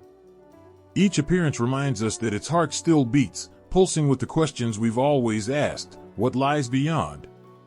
How do we make sense of life, death, and the spaces in between? Writers often hold the text in reverence, drawing from its profound imagery to craft tales that haunt and heal. The spells and stories inspire worlds where the lines between magic and reality blur. It's there in the lonely adventurer unearthing forbidden knowledge, the protagonist facing moral reckonings in a land where gods walk among mortals, the quiet revelation of life's fragility whispered by ancient voices. These stories don't just entertain, they hold a mirror to our fears and dreams. And then, there's the screen. Films bring the Book of the Dead to life with visual intensity, etching its myths into the modern imagination.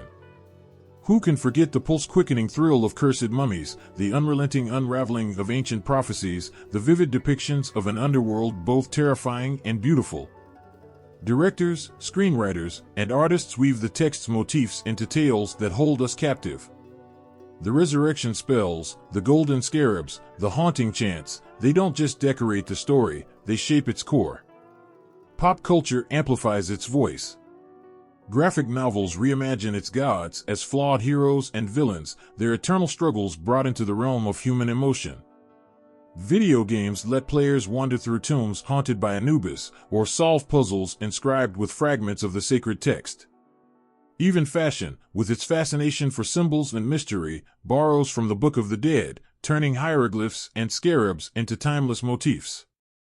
But it's not just about the spectacle. The real power of the Book of the Dead lies in its ability to provoke thought, to dig deeper than the glitter of its mythic surface. Stories inspired by the text often return to the same themes: the price of ambition, the weight of justice, the search for redemption. The modern reimaginings may look different, but their soul is ancient, pulsing with the same questions that lined the papyrus. Even the names, Osiris, Maat, Anubis, carry a gravity that transcends their origins. Writers and filmmakers invoke them not just as characters but as symbols of universal truths. Osiris's resurrection becomes a metaphor for resilience, for rising again after loss. Maat's balance whispers to those who've lost their way, reminding them of the eternal scales that weigh truth against chaos.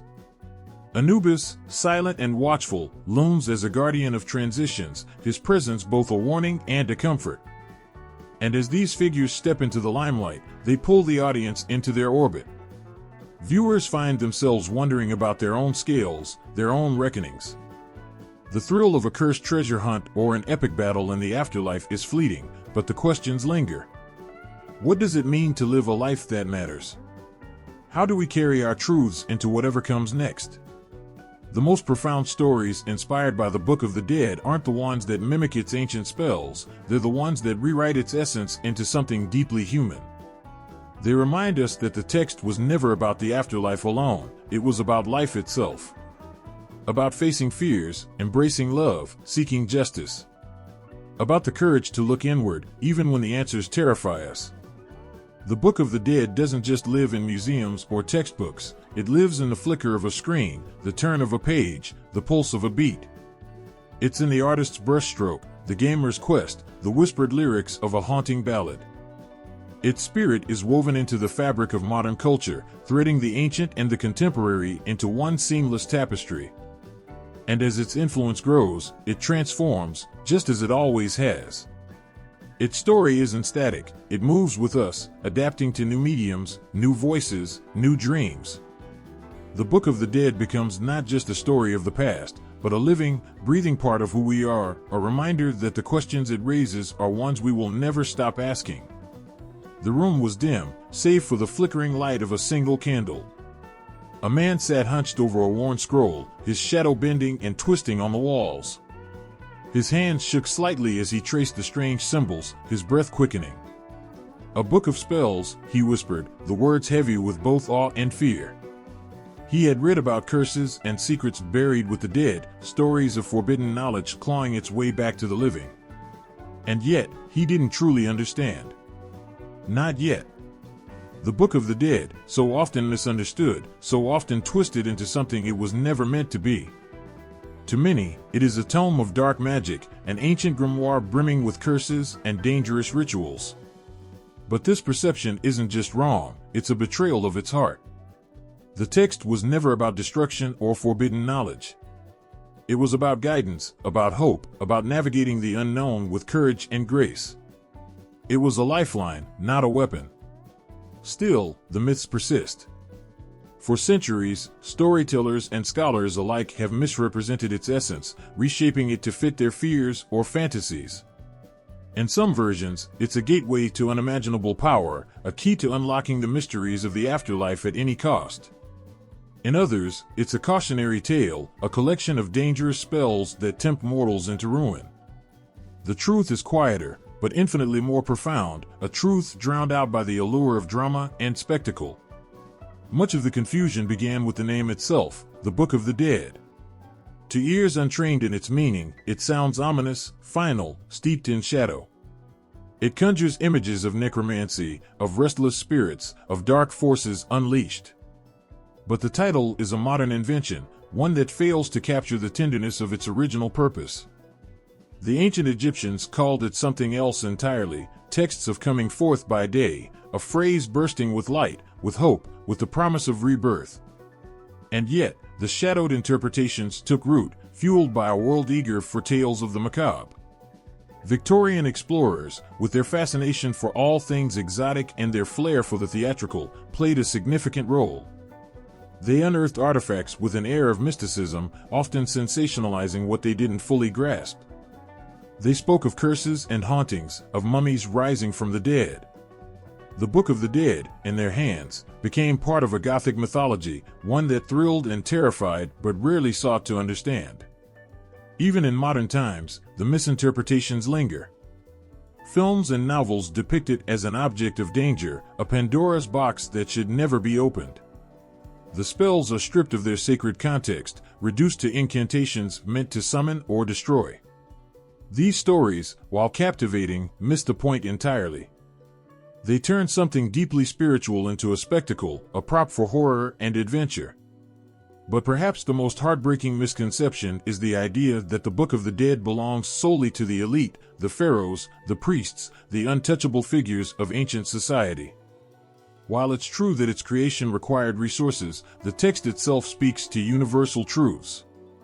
Its wisdom was meant for all who sought it, its guidance a light for every soul navigating the unknown. To frame it as an exclusive artifact is to erase its humanity, its profound connection to the everyday lives of those who believed in it. The distortions don't stop there. In popular retellings, the gods and rituals associated with the Book of the Dead are often painted with a broad, careless brush. Anubis, the solemn guardian of transitions, becomes a figure of fear rather than respect. Osiris's resurrection is reduced to a spectacle, losing the depth of its message about renewal and justice. The weighing of the heart is turned into a moment of terror, rather than one of profound reflection and cosmic harmony. These misinterpretations are not harmless. They rob the text of its dignity, its grace, its purpose. They obscure the beauty of a tradition that sought to make sense of life's greatest mystery, the passage from this world to the next. And in doing so, they rob us of the chance to connect with something ancient and universal. But even amid the noise, the truth of the Book of the Dead endures. It speaks in whispers, in the quiet moments when the spectacle fades and the symbols come alive with meaning. It speaks in the tender prayers etched onto papyrus and the images of loved ones standing by as a soul's heart is weighed against Ma'at's feather. It speaks in the realization that this text, so often misunderstood, was always about life, about how to live with courage, kindness, and balance. The man in the dimly lit room leans closer to the scroll, his breath slowing as the words begin to take shape in his mind. For the first time, he sees beyond the myths, beyond the fear. The hieroglyphs speak of light and truth, of the eternal struggle to live with integrity. He realizes that this is not a book of the dead, it is a book of the living, a reminder that every choice carries weight, that every heart tells a story. And as he sits there, the shadows on the wall seem less threatening. The flicker of the candle becomes a quiet companion, steady and unwavering. The text before him is not a relic of a distant past, it is alive, breathing with the questions and hopes of every soul that has ever existed. It calls to him, as it has called to so many, to listen, not with fear, but with understanding. The air was thick with the weight of unspoken questions. A lone figure stood at the edge of the Nile, its waters shimmering like liquid obsidian under the moonlight. In his hands, he held a fragment of a papyrus scroll. Its edges were worn, its ink faint, but the words still carried a quiet power. They weren't just instructions for the afterlife, they were a mirror, reflecting the heart of the reader back at them. The text spoke with a voice both timeless and urgent, whispering truths that reached far beyond death. I have not stolen, one line read. I have not lied. I have not closed my ears to truth or my eyes to injustice. These declarations were more than a checklist for the gods, they were an invitation to live a life of meaning and integrity. The ancient Egyptians believed that life and death were bound together in an endless dance, each step echoing into eternity. The lessons inscribed in the Book of the Dead were not merely about passing judgment in the Hall of Ma'at, they were about mastering the art of living. The gods, it seemed, weren't the only ones watching. The soul bore witness to itself, recording every act, every word, every thought. But the lessons weren't burdensome, they were liberating. What if, the text seemed to ask, you lived as though the weight of a feather could determine your fate? It wasn't a threat, it was a challenge, one rooted in profound hope. To live lightly, with kindness and truth, was to rise above the chaos of the world. It was to become something eternal. In those ancient lines, the fragility of life became its strength. Each day was a chance to align oneself with Ma'at, the goddess of balance, truth, and harmony. Her feather wasn't just a test, it was a compass, pointing toward a life well lived. It asked for neither perfection nor piety but sincerity, a heart unburdened by deceit, greed, or cruelty. The rhythm of the text was gentle but unrelenting, like the flow of the Nile itself. It urged reflection. Had you been kind to the stranger at your gate? Had you spoken out when others were silent? Had you cherished the fleeting beauty of the world around you? These weren't questions to be answered with words, but with actions, etched into the fabric of existence. The lessons went deeper still, to the very core of human connection. The text reminded its readers that no soul walked alone. I have not caused pain to others, one line confessed. There was a sacred thread binding every heart, a truth that transcended the boundaries of time and space. To harm another was to harm oneself, to heal another was to heal the world. And yet, these teachings weren't delivered with the sternness of a judge. They were whispered with the tenderness of a friend, a guide who understood the struggles of the human spirit. The gods weren't distant tyrants, they were companions on the path, waiting with patience and love for each soul to find its way. There was a moment of stillness in the man by the Nile. He looked at his reflection in the water and saw not just himself, but the lives he had touched, the choices he had made. The words on the scroll were no longer foreign, they were his own. The papyrus trembled in his hands, not from fear but from understanding. The Book of the Dead wasn't a relic of the past, it was a living testament to the power of choice, of courage, of love. It called out across the centuries, urging each generation to ask the same questions, to walk the same path of self-discovery. And as the man stood there, his heart felt lighter, as though it too had been weighed and found true. The night stretched on, its silence filled with the echoes of those ancient words. They weren't just lessons from the dead, they were lessons for the living, for every soul daring to step into the unknown. The man closed his eyes, and for a moment, the weight of the world seemed to dissolve. The feather floated, and he knew he was ready. A quiet sanctuary, filled with the soft hum of whispered prayers, holds the weight of centuries. The candles flicker, casting shadows that seem alive, dancing across the walls as if echoing the devotion of countless generations. A seeker kneels, their heart heavy with questions only the divine can answer. In their mind, a thought rises: is this prayer not also a journey, a bridge between worlds, a path to something eternal? The essence of this moment, this yearning, this hope, is not new. Long before cathedrals rose to kiss the heavens or meditation mats were spread beneath the shade of ancient trees, the Egyptians knelt before their gods with similar questions. They inscribed their hopes and fears on papyrus, bound by a faith that life extended far beyond the earthly bounds. The Book of the Dead wasn't just about death, it was about life's continuation, its purpose, its sacred promise. Modern religions carry echoes of those ancient beliefs. The idea of judgment, of being weighed and found worthy, threads through countless faiths. In Christianity, there is the image of St. Peter standing at the gates of heaven. In Islam, the scales of justice balance each soul's deeds. And there, in the heart of Egyptian tradition, lies Ma'at's feather, the ultimate measure of truth and integrity. Different symbols, perhaps, but the same unshakable core, a belief in accountability, in the sanctity of one's actions, and in the hope for transcendence. The quiet resonance doesn't end there. Consider the act of prayer itself, the recitation of sacred words meant to guide, comfort, and protect.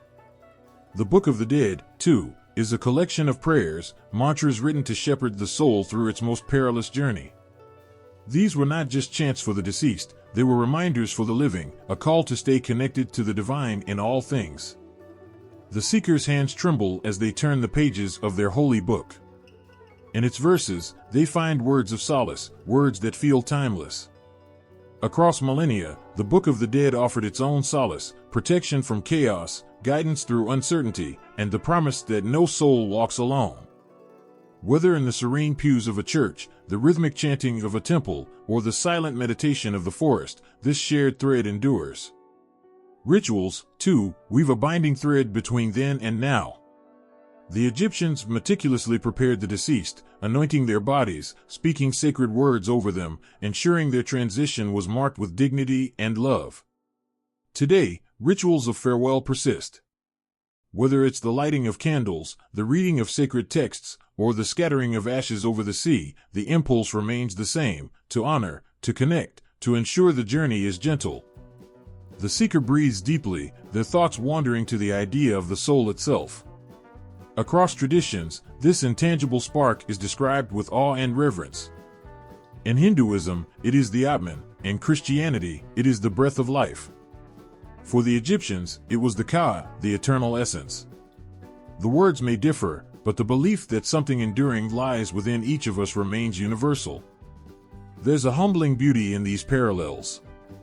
They suggest that humanity, in its endless diversity, has always sought to understand the same mysteries. What happens when we close our eyes for the final time? Is there light? Is there peace? Is there reunion with those we have loved and lost? The Egyptians answered with the Book of the Dead, a map for the soul. Modern religions offer their own maps, their own promises of what lies beyond. But perhaps the most striking connection lies in the call to live with purpose. The Egyptians understood that the afterlife wasn't a gift, it was a reflection of the life one had lived. The feather of Ma'at wasn't just a test of death, it was a reminder for the living. Modern faiths echo this, urging followers to love their neighbors, to forgive, to show compassion, to stand firm in truth. The weight of the feather, the light of a candle, the ring of a bell, all are gentle nudges to walk the path with care. As the seeker rises, they feel the pull of something greater, something ancient yet ever-present. They know they are not alone in their questions, their fears, their hopes. Across the ages, others have stood where they stand, gazing into the unknown, hearts brimming with faith. The words may change, the rituals may evolve, but the longing for meaning, for connection, for eternity, remains the same. And so, the seeker steps forward, their heart lighter, their steps surer, their spirit quietly alight with the echoes of the past. The candle flickers once more, as if in silent affirmation, and they are ready for whatever lies ahead. A faint light breaks over the horizon, the first hint of dawn. The air is still, holding its breath, as if the world itself is waiting. In that silence, something stirs, a whisper, a promise, an unspoken truth woven into the fabric of existence. Life, against all odds, is returning. Resurrection. Rebirth. Renewal. These words carry weight in every language, every heart. They are not bound to a single culture or faith, they belong to humanity as a whole, etched into our stories, our dreams, our hopes.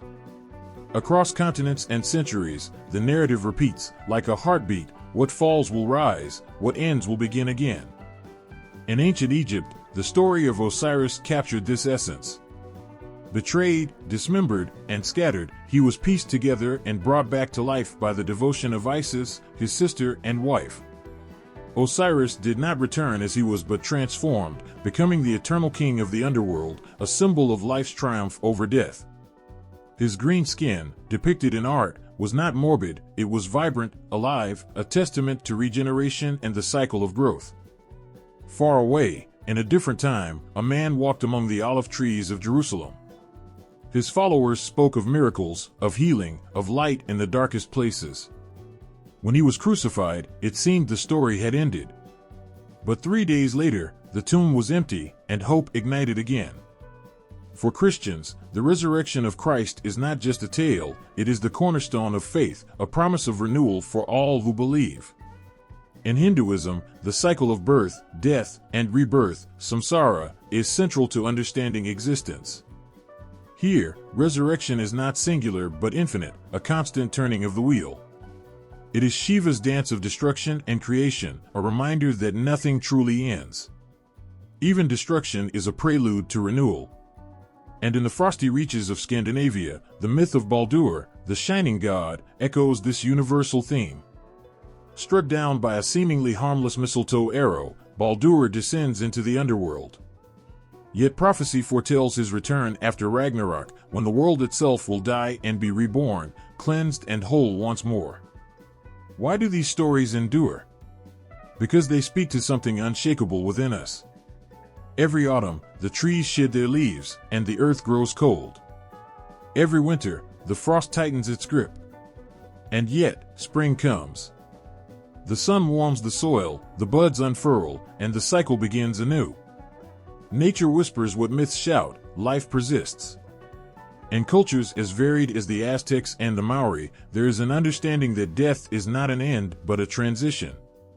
The Aztecs believed in Mictlan, a realm of the dead, but even here, the journey was not about endings, it was about transformation. The Maori, too, see life and death as part of a continuum, where ancestors walk beside the living, offering guidance and strength. The rhythm quickens, the tempo rises, as humanity's imagination finds countless ways to express this truth. Phoenixes rise from ashes. The earth renews after the flood. Even in the smallest gestures, lighting a candle, planting a seed, we reflect the same belief: there is always a way forward. In every resurrection story, there is pain, a cost that cannot be ignored. Osiris is never whole again. Christ bears the marks of the nails. Baldur's death causes his mother's tears to freeze the earth. Renewal is not free, it is earned through love, sacrifice, and perseverance. But it is precisely this struggle that makes the rebirth so profound. And so, the cycle continues. A father tucks his child into bed, reassuring them that the sun will rise again tomorrow. A widow plants flowers in a barren garden, knowing their beauty will bloom once more. A community rebuilds after a storm, finding strength in what remains. The first light of dawn becomes a blaze, chasing away the darkness, filling the world with warmth and promise. Life doesn't just return, it surges forward, brighter, bolder, unstoppable. The myths are not just stories, they are mirrors, reflecting the resilience of the human spirit. What falls will rise, what ends will begin again, and what dies will always find a way to live anew. The air hangs heavy with a sense of expectation.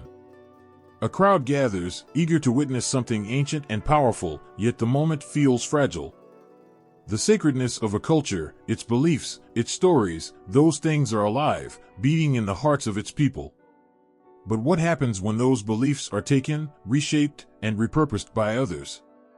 What happens when the essence of something sacred is diluted, or worse, misrepresented? It's easy to become captivated by the beauty of another culture, its art, its rituals, its philosophy. There is something almost magnetic about what is unfamiliar, something tempting in the desire to connect with the past, with the divine, with something bigger than ourselves. And so, we borrow. We adopt. We claim. The line between appreciation and appropriation is often thin, like a thread that can snap with the slightest tug. Cultures have always influenced one another, woven together over time through trade, conquest, and migration. But in the modern world, where ideas and images are shared in an instant, the power dynamics of cultural exchange are far more complex. The difference between celebrating a culture and appropriating it can be as subtle as the difference between honoring a story and exploiting it for profit. When ancient beliefs are cherry-picked, commercialized, and sold to the highest bidder, what happens to the people whose voices are left unheard? What happens when a sacred symbol is reduced to a fashion statement or a trend? In the rush to consume, to experience, to own, we risk losing the very thing that made those beliefs powerful in the first place, their connection to the people who lived them. Take, for example, the rituals of the ancient Egyptians. The gods and goddesses they worshipped were not mere images to be admired from a distance. They represented an intricate and sacred understanding of the world, of life and death, of the afterlife and the journey of the soul. The Book of the Dead was not a mere relic of an ancient civilization, it was a guide, a set of instructions for how to navigate the dangers and challenges of the afterlife. To take these stories, these symbols, and twist them into something else, something disconnected from their true meaning, is to erase the very essence of the culture that created them. There is a heartache in this. A sting. To reduce something so deeply rooted in human experience to a commodity is to ignore the history, the suffering, the resilience, and the wisdom that came before. Ancient Egypt wasn't just a civilization of towering pyramids and golden treasures. It was a culture that faced struggles, triumphs, and beliefs that were as rich and complex as the people who lived them. Their gods weren't just figures in a textbook, they were the embodiment of the forces that shaped their world. To take those gods and turn them into trinkets to sell at a market, to use their images in ways that strip them of their context, is to diminish the power they once held. This is not just about respect for the dead, though that is part of it. This is about respect for the living. For the descendants of those who created these beliefs, who continue to honor them in their own ways. It is a matter of understanding that the stories, symbols, and practices we find so captivating did not come from nowhere. They were born out of centuries of thought, struggle, and devotion. They belong to people, to communities, to cultures that deserve to have their stories told on their terms, not in the way others choose to reimagine them. The question that haunts this discussion is one that echoes through every corner of history: who has the right to tell a story?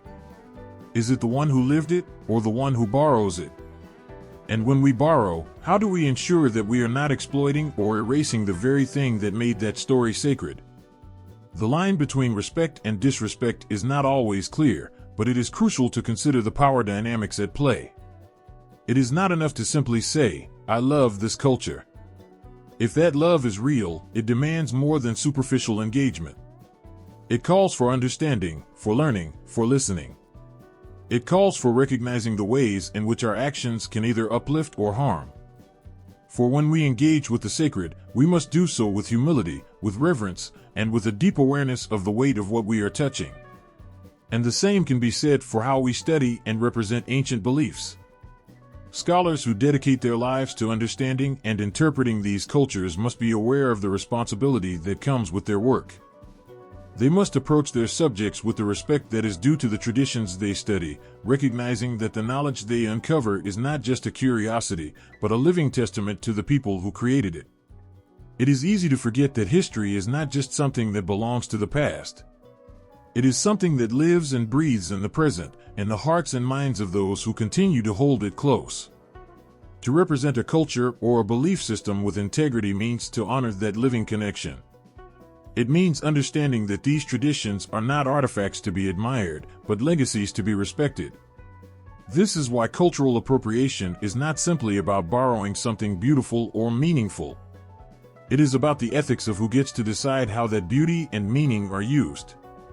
When something so sacred is removed from its context and presented in a way that diminishes its significance, we are not just disrespecting the culture. It is as if we are saying that the original creators of that culture are no longer worthy of holding that story. But when we engage with cultures and their beliefs with respect, when we seek to understand rather than appropriate, we open ourselves up to something more profound. We are not just learning about the past, we are connecting with it, honoring it, allowing it to teach us. There is a deep, spiritual connection that is possible when we approach the sacred with humility. And in that humility, we find a wisdom that transcends time and space, a wisdom that speaks not only to the past, but to the present and future as well. The whispers of ancient cultures still speak to us today. They speak through the art, the rituals, the beliefs that have survived centuries. And as we listen, we must do so with open hearts, recognizing the privilege of hearing those voices and the responsibility that comes with it. Because when we truly listen, when we truly honor, we become part of something greater than ourselves, something that lives, something that endures, something sacred. In a dimly lit room, the pages of an ancient text stir in the wind. A voice, soft yet determined, echoes through the darkness. It is the voice of the past, calling out from the depths of time, asking us to listen. But this time, it's different. It's not just an ancient chant. It's a story, a lesson, a memory from a civilization that once thrived and now asks for understanding. How would these sacred words resonate if we tried to breathe new life into them? What would happen if the ancient wisdom of the Book of the Dead were given new form, translated not just in language, but in meaning? The idea of adapting the Book of the Dead into a modern retelling is not just an intellectual exercise, it is a leap into the unknown. What happens when these age-old truths are stripped of their original cultural garments and presented in the language of today? Can the lessons they offer about death, life, and the afterlife speak to us in this fast-paced world, where meaning sometimes feels as fleeting as the next headline? Could they become the new spiritual guide for a generation that yearns for answers to questions that echo through time? Consider the journey, the soul's passage through peril and challenge, as it seeks to be reborn. In the ancient texts, the soul faces tests of the heart, of actions and choices. Would those same tests feel as relevant now? In a modern retelling, the soul might not have to navigate the afterlife in the form of mythical gods and eerie underworlds, but it could face battles with the self, tests of moral integrity, inner peace, or acceptance. In the echo of ancient words, we could hear a modern call to self-reflection. How do we measure our worth in the eyes of others, and how do we measure it in the face of ourselves? The weight of the heart against the feather of Ma'at could become a metaphor for our own struggles to live authentically, to seek justice, and to find balance in a world that seems to be tipping toward chaos. But what if the tests in this modern retelling weren't just internal? What if the soul's journey included encounters with the structures of society, with the systems we've built and become bound by? The ancient Egyptians believed that the heart would be weighed in the afterlife, but what if today, the weight of our heart is judged not just by our actions, but by how we have navigated the tangled web of the modern world? How would the scales of judgment shift if they balanced our individual desires against the collective needs of humanity?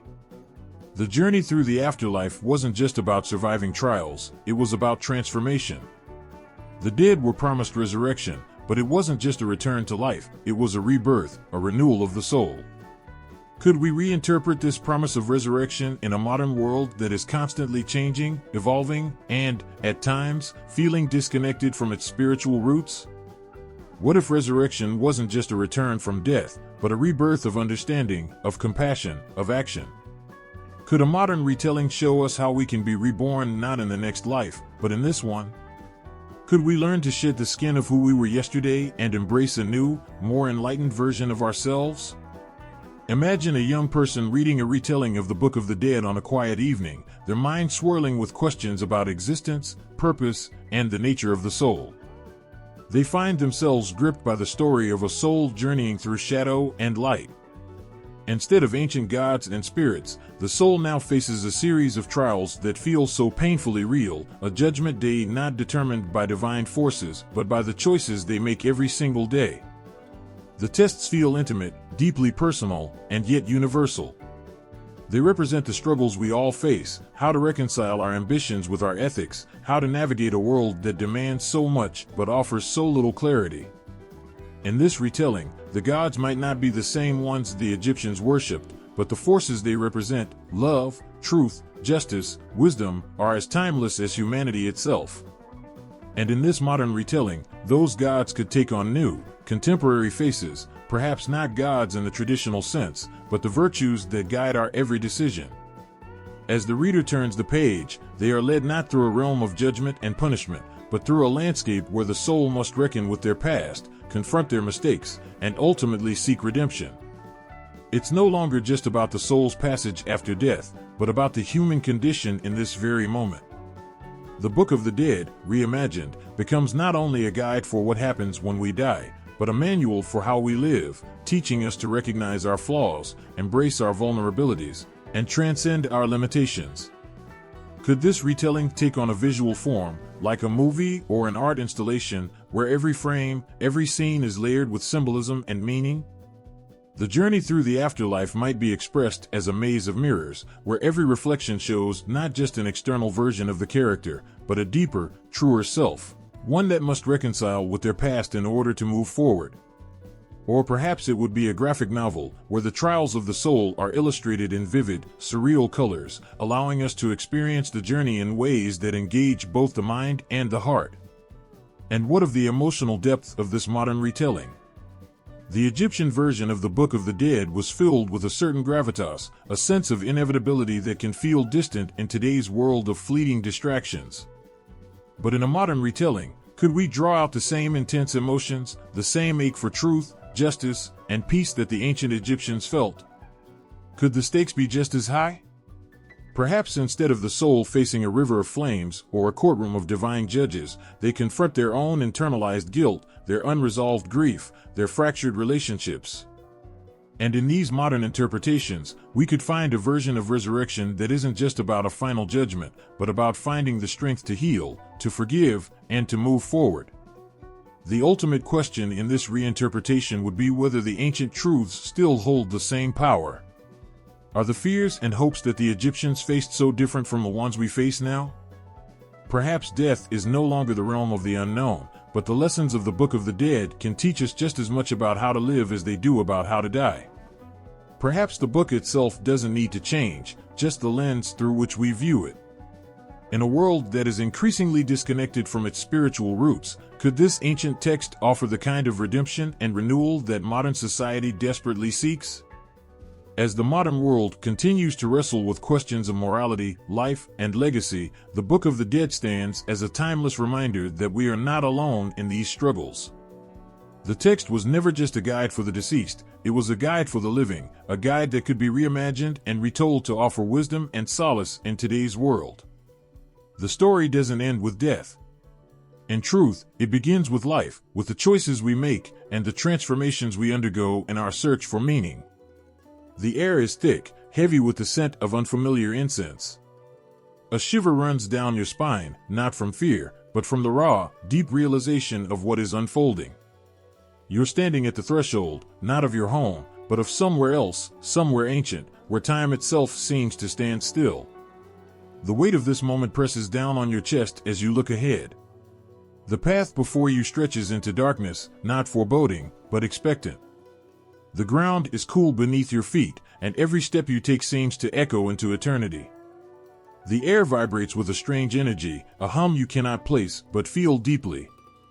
You're not just walking, you are crossing over. This is Duat, the realm of the dead, the ancient Egyptian afterlife. There is no turning back now. Ahead, the horizon is a veil of mist, where shadows move as though alive, flickering and shifting. You know this is just the beginning, that this place, this journey, will test your very soul.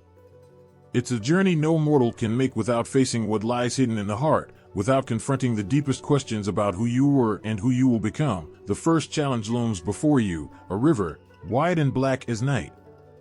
The water is still, unnaturally so, reflecting the starless sky above. The ferryman waits, his face unreadable, his boat drifting at the edge of the shore. You step forward, and as if sensing your hesitation, he speaks. His voice isn't heard, but felt, a vibration within you, stirring something you can't quite grasp. You are not here by chance. Your actions, your decisions, have led you to this moment. Will you cross? The boat, though it appears fragile, carries the weight of 1,000 souls before you. You climb aboard, and with the first push of the oar, the boat moves. The silence is heavy.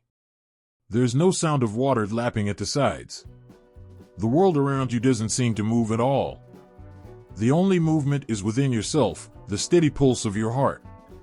You are crossing into the unknown. The darkness around you seems alive, wrapping itself around you, reaching for you with unseen hands. Suddenly, the stillness breaks. A voice, distant but clear, calls your name. It's not a voice you recognize, but it feels like a call from deep within.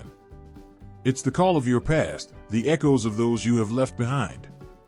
A temptation to look back. But the boat moves onward. There is no room for regret here, only the forward pull of destiny. Ahead, the sky is beginning to shift. The stars, once hidden, begin to flicker into existence, one by one, like pinpricks in the fabric of the night. And then, just as you thought the silence might crush you, the horizon begins to break apart, revealing something unimaginable. The gates of Duat, tall and imposing, stand before you.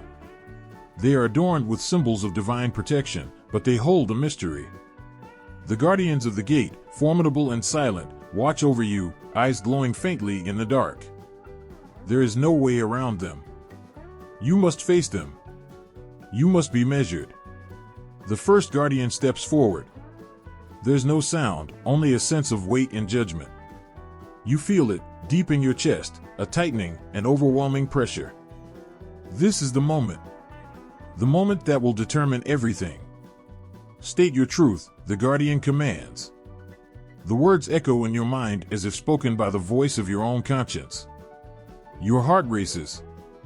The journey ahead of you is unclear, the stakes so high you can hardly breathe. But it is here that you must be honest. In this place of death, there is no room for lies, no space for hiding. You must confront everything you have ever been, everything you have ever done. Your choices, your regrets, your desires, your fears, they will all be weighed here, in the silent judgment of the afterlife. The second guardian moves forward. The air is thick with their silent gaze. You know you are being measured against the scale. Your heart, once light with the illusions of life, now weighs heavy with the realization of all you carry. Will it be enough to pass through? The river ferries you onward. There is no turning back now. The gates open slowly, their great doors creaking with age, as if reluctant to let you pass. But they do, and you step forward. Suddenly, the ground beneath you shifts. You are no longer in a boat, but walking across a field of stone, the path illuminated by the glow of distant torches. Here, the shadows are no longer still. They move, whispering, beckoning, taunting. The further you go, the more you sense a presence, a force of will that is watching you. It is here that you must face the final trial, the weighing of your heart. Ahead, there is a platform, and upon it lies the heart, light and fragile in the air. You stand before it. The god of judgment, Anubis, watches, his eyes filled with understanding. There, beside the heart, stands the feather of Maat, the symbol of truth and balance. The moment has arrived. Will your heart be lighter than the feather? Will your soul pass into the realm of peace, or will it falter, caught by the weight of its past? You know there is only one way forward. The heart must be pure. Not just in action, but in intention. This is not the time for fear or doubt. The scales will not lie. Your life will be measured. And then, if you are worthy, the doors will open.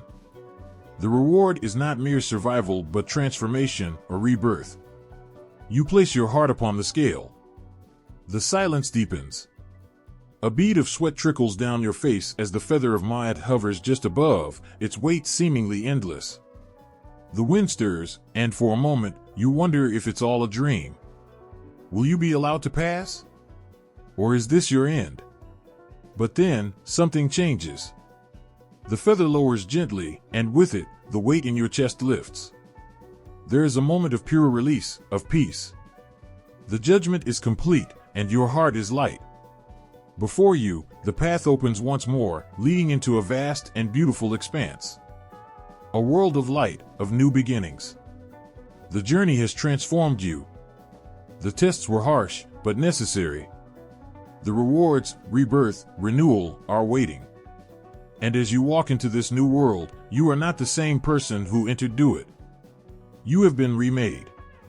The afterlife is not the end, but the beginning of a new chapter, where your soul is free to soar. The wind howls through the cracks of a forgotten temple, as dust and time mix in the air, both delicate and dense. The stones beneath your feet are ancient, weathered, but they still pulse with a faint echo, an energy that refuses to die. Every footstep seems to disturb the silence, yet it is not empty.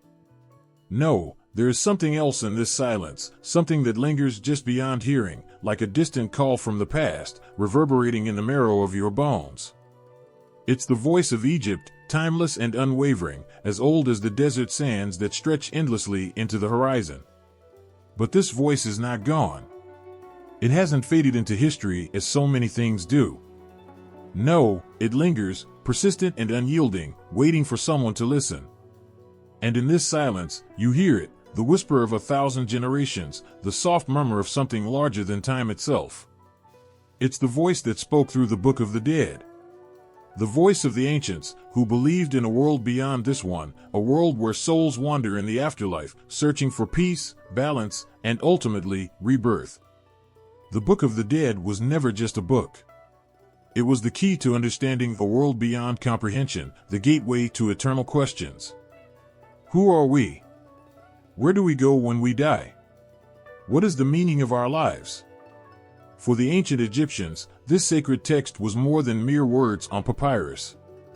It was a manual for the soul's journey, a guide to navigating the darkness and light of the afterlife. But like a flame that never fades, its power still burns today. The power of the Book of the Dead wasn't in the written words alone. It was in the belief that those words had the strength to shape reality itself. The ancient Egyptians weren't just writing down rituals and prayers, they were calling forth a truth, one that echoes across millennia. They believed that the soul was eternal, that death was not the end, but a transformation. And so, in every word inscribed, there was a promise: the journey through Duat, the underworld, would lead to something greater. That no matter how dark or twisted the path, the soul could always find its way back to the light. It's incredible, isn't it? To think that these beliefs, these words written in ink centuries ago, still have power today. That their meaning still stirs something in us, even now, in a world that's so different, so far removed from that time. Yet here we are, still wondering, still searching for meaning. Still grappling with the question of what lies beyond death. The ancient Egyptians knew what they believed, and somehow, that certainty feels contagious. You can almost feel their presence with you as you stand in the shadow of their temples. You can hear their voices, not as distant whispers, but as clear as the very air you breathe. The magic of the Book of the Dead lies not in its ancient language, nor in the mysterious spells and invocations, but in the way it connects us to something much bigger than ourselves. It reminds us that we are all part of a much greater story, one that stretches across time and space, a story that will never be fully told. And it's in the retelling, in the reinterpretation of these words, that we find the power to make them live once more. There's something humbling in the realization that we stand on the same soil, breathe the same air, and carry the same questions as those who walked the earth thousands of years ago. We are all searching for the same answers. We all want to know what happens when we die. And in this shared experience, the Book of the Dead continues to resonate, to guide, to comfort. Its power is not confined to the pages of ancient texts, but is alive in the hearts and minds of those who believe. Even now, as we read its words, we find echoes of our own fears, our own dreams. We see ourselves reflected in the journey of the soul, the challenges it faces, the trials it must endure to reach the light. We feel the weight of the heart being weighed, knowing that we, too, are measured by our choices, by our actions.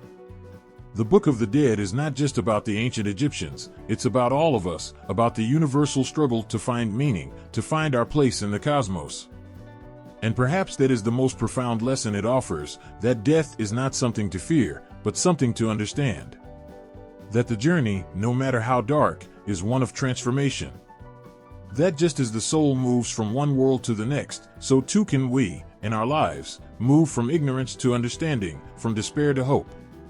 When we think of the ancient Egyptians and their beliefs, it's easy to imagine them as distant figures, their world as remote as the stars. But in reality, they were just like us.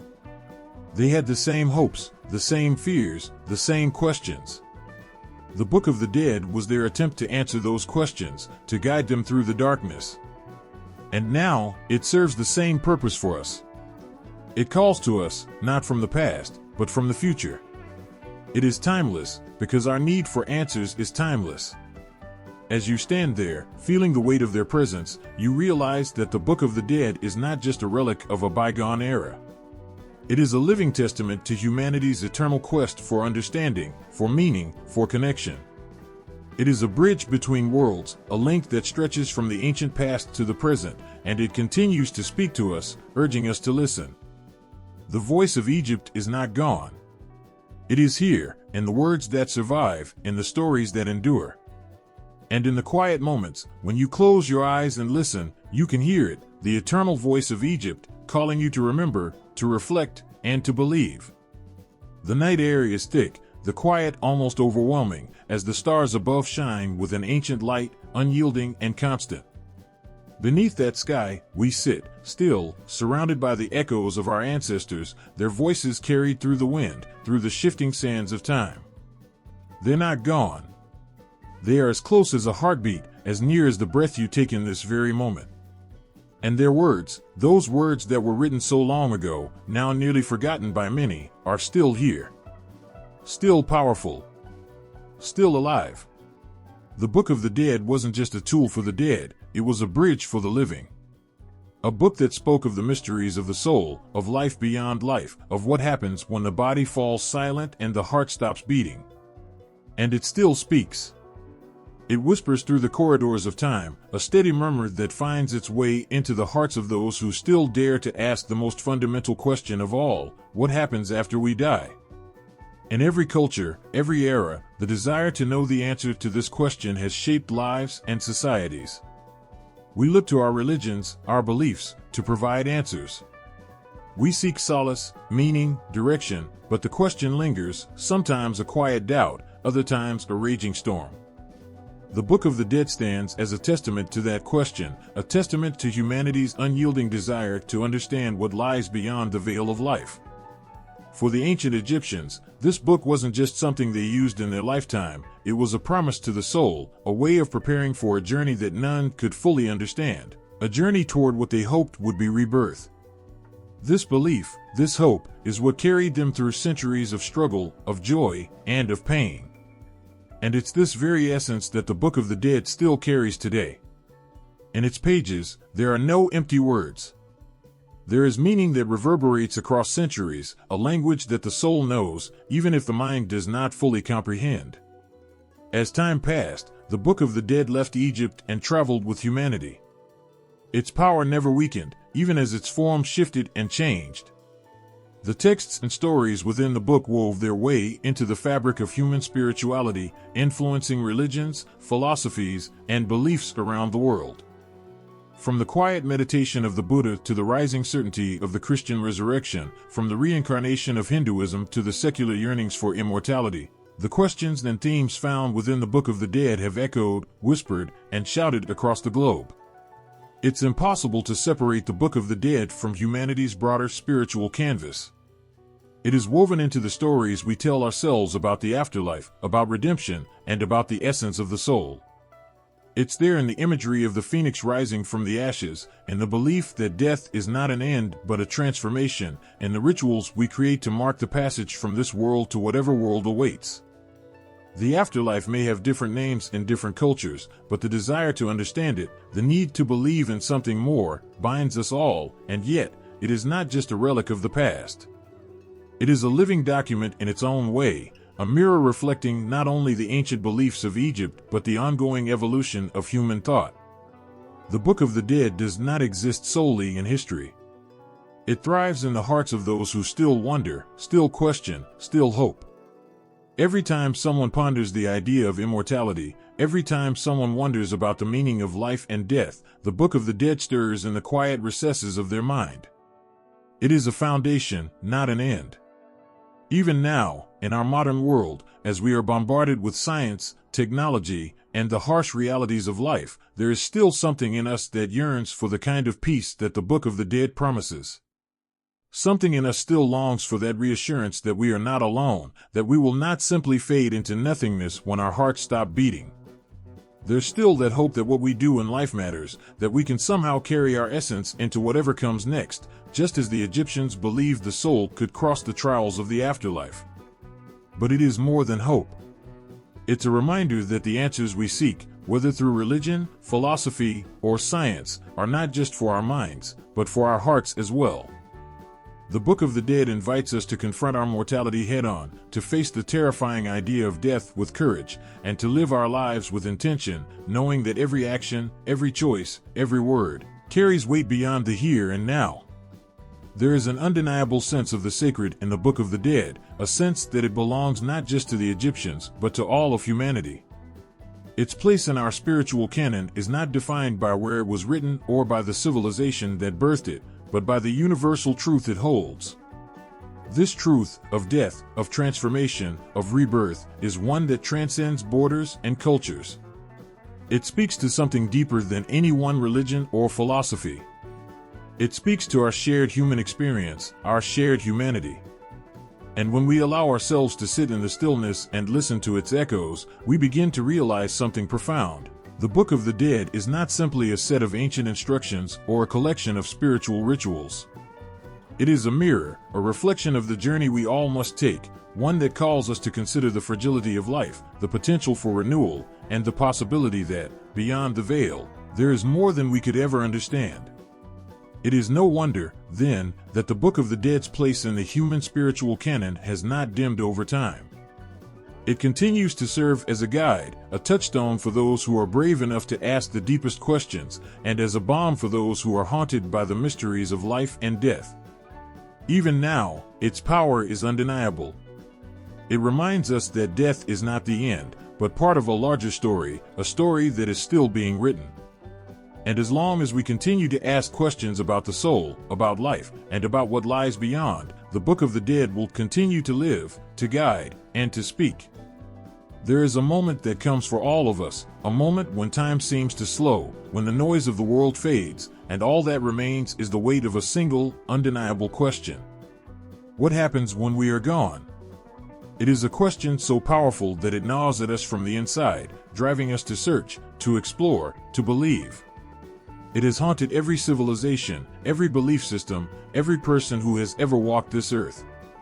The quest for immortality, for answers to the mysteries of life, death, and eternity, is as old as humanity itself. It doesn't matter who you are, where you're from, or what you believe, the question is always there, quietly pressing against your soul, asking you to confront it. The fear of being forgotten, of simply ceasing to exist, is a fear that echoes across time. The fear of losing the essence of who we are, of everything that made us us, is universal. And so, for as long as human beings have walked this earth, we've tried to understand death. We've tried to cheat it, delay it, or find a way to transcend it.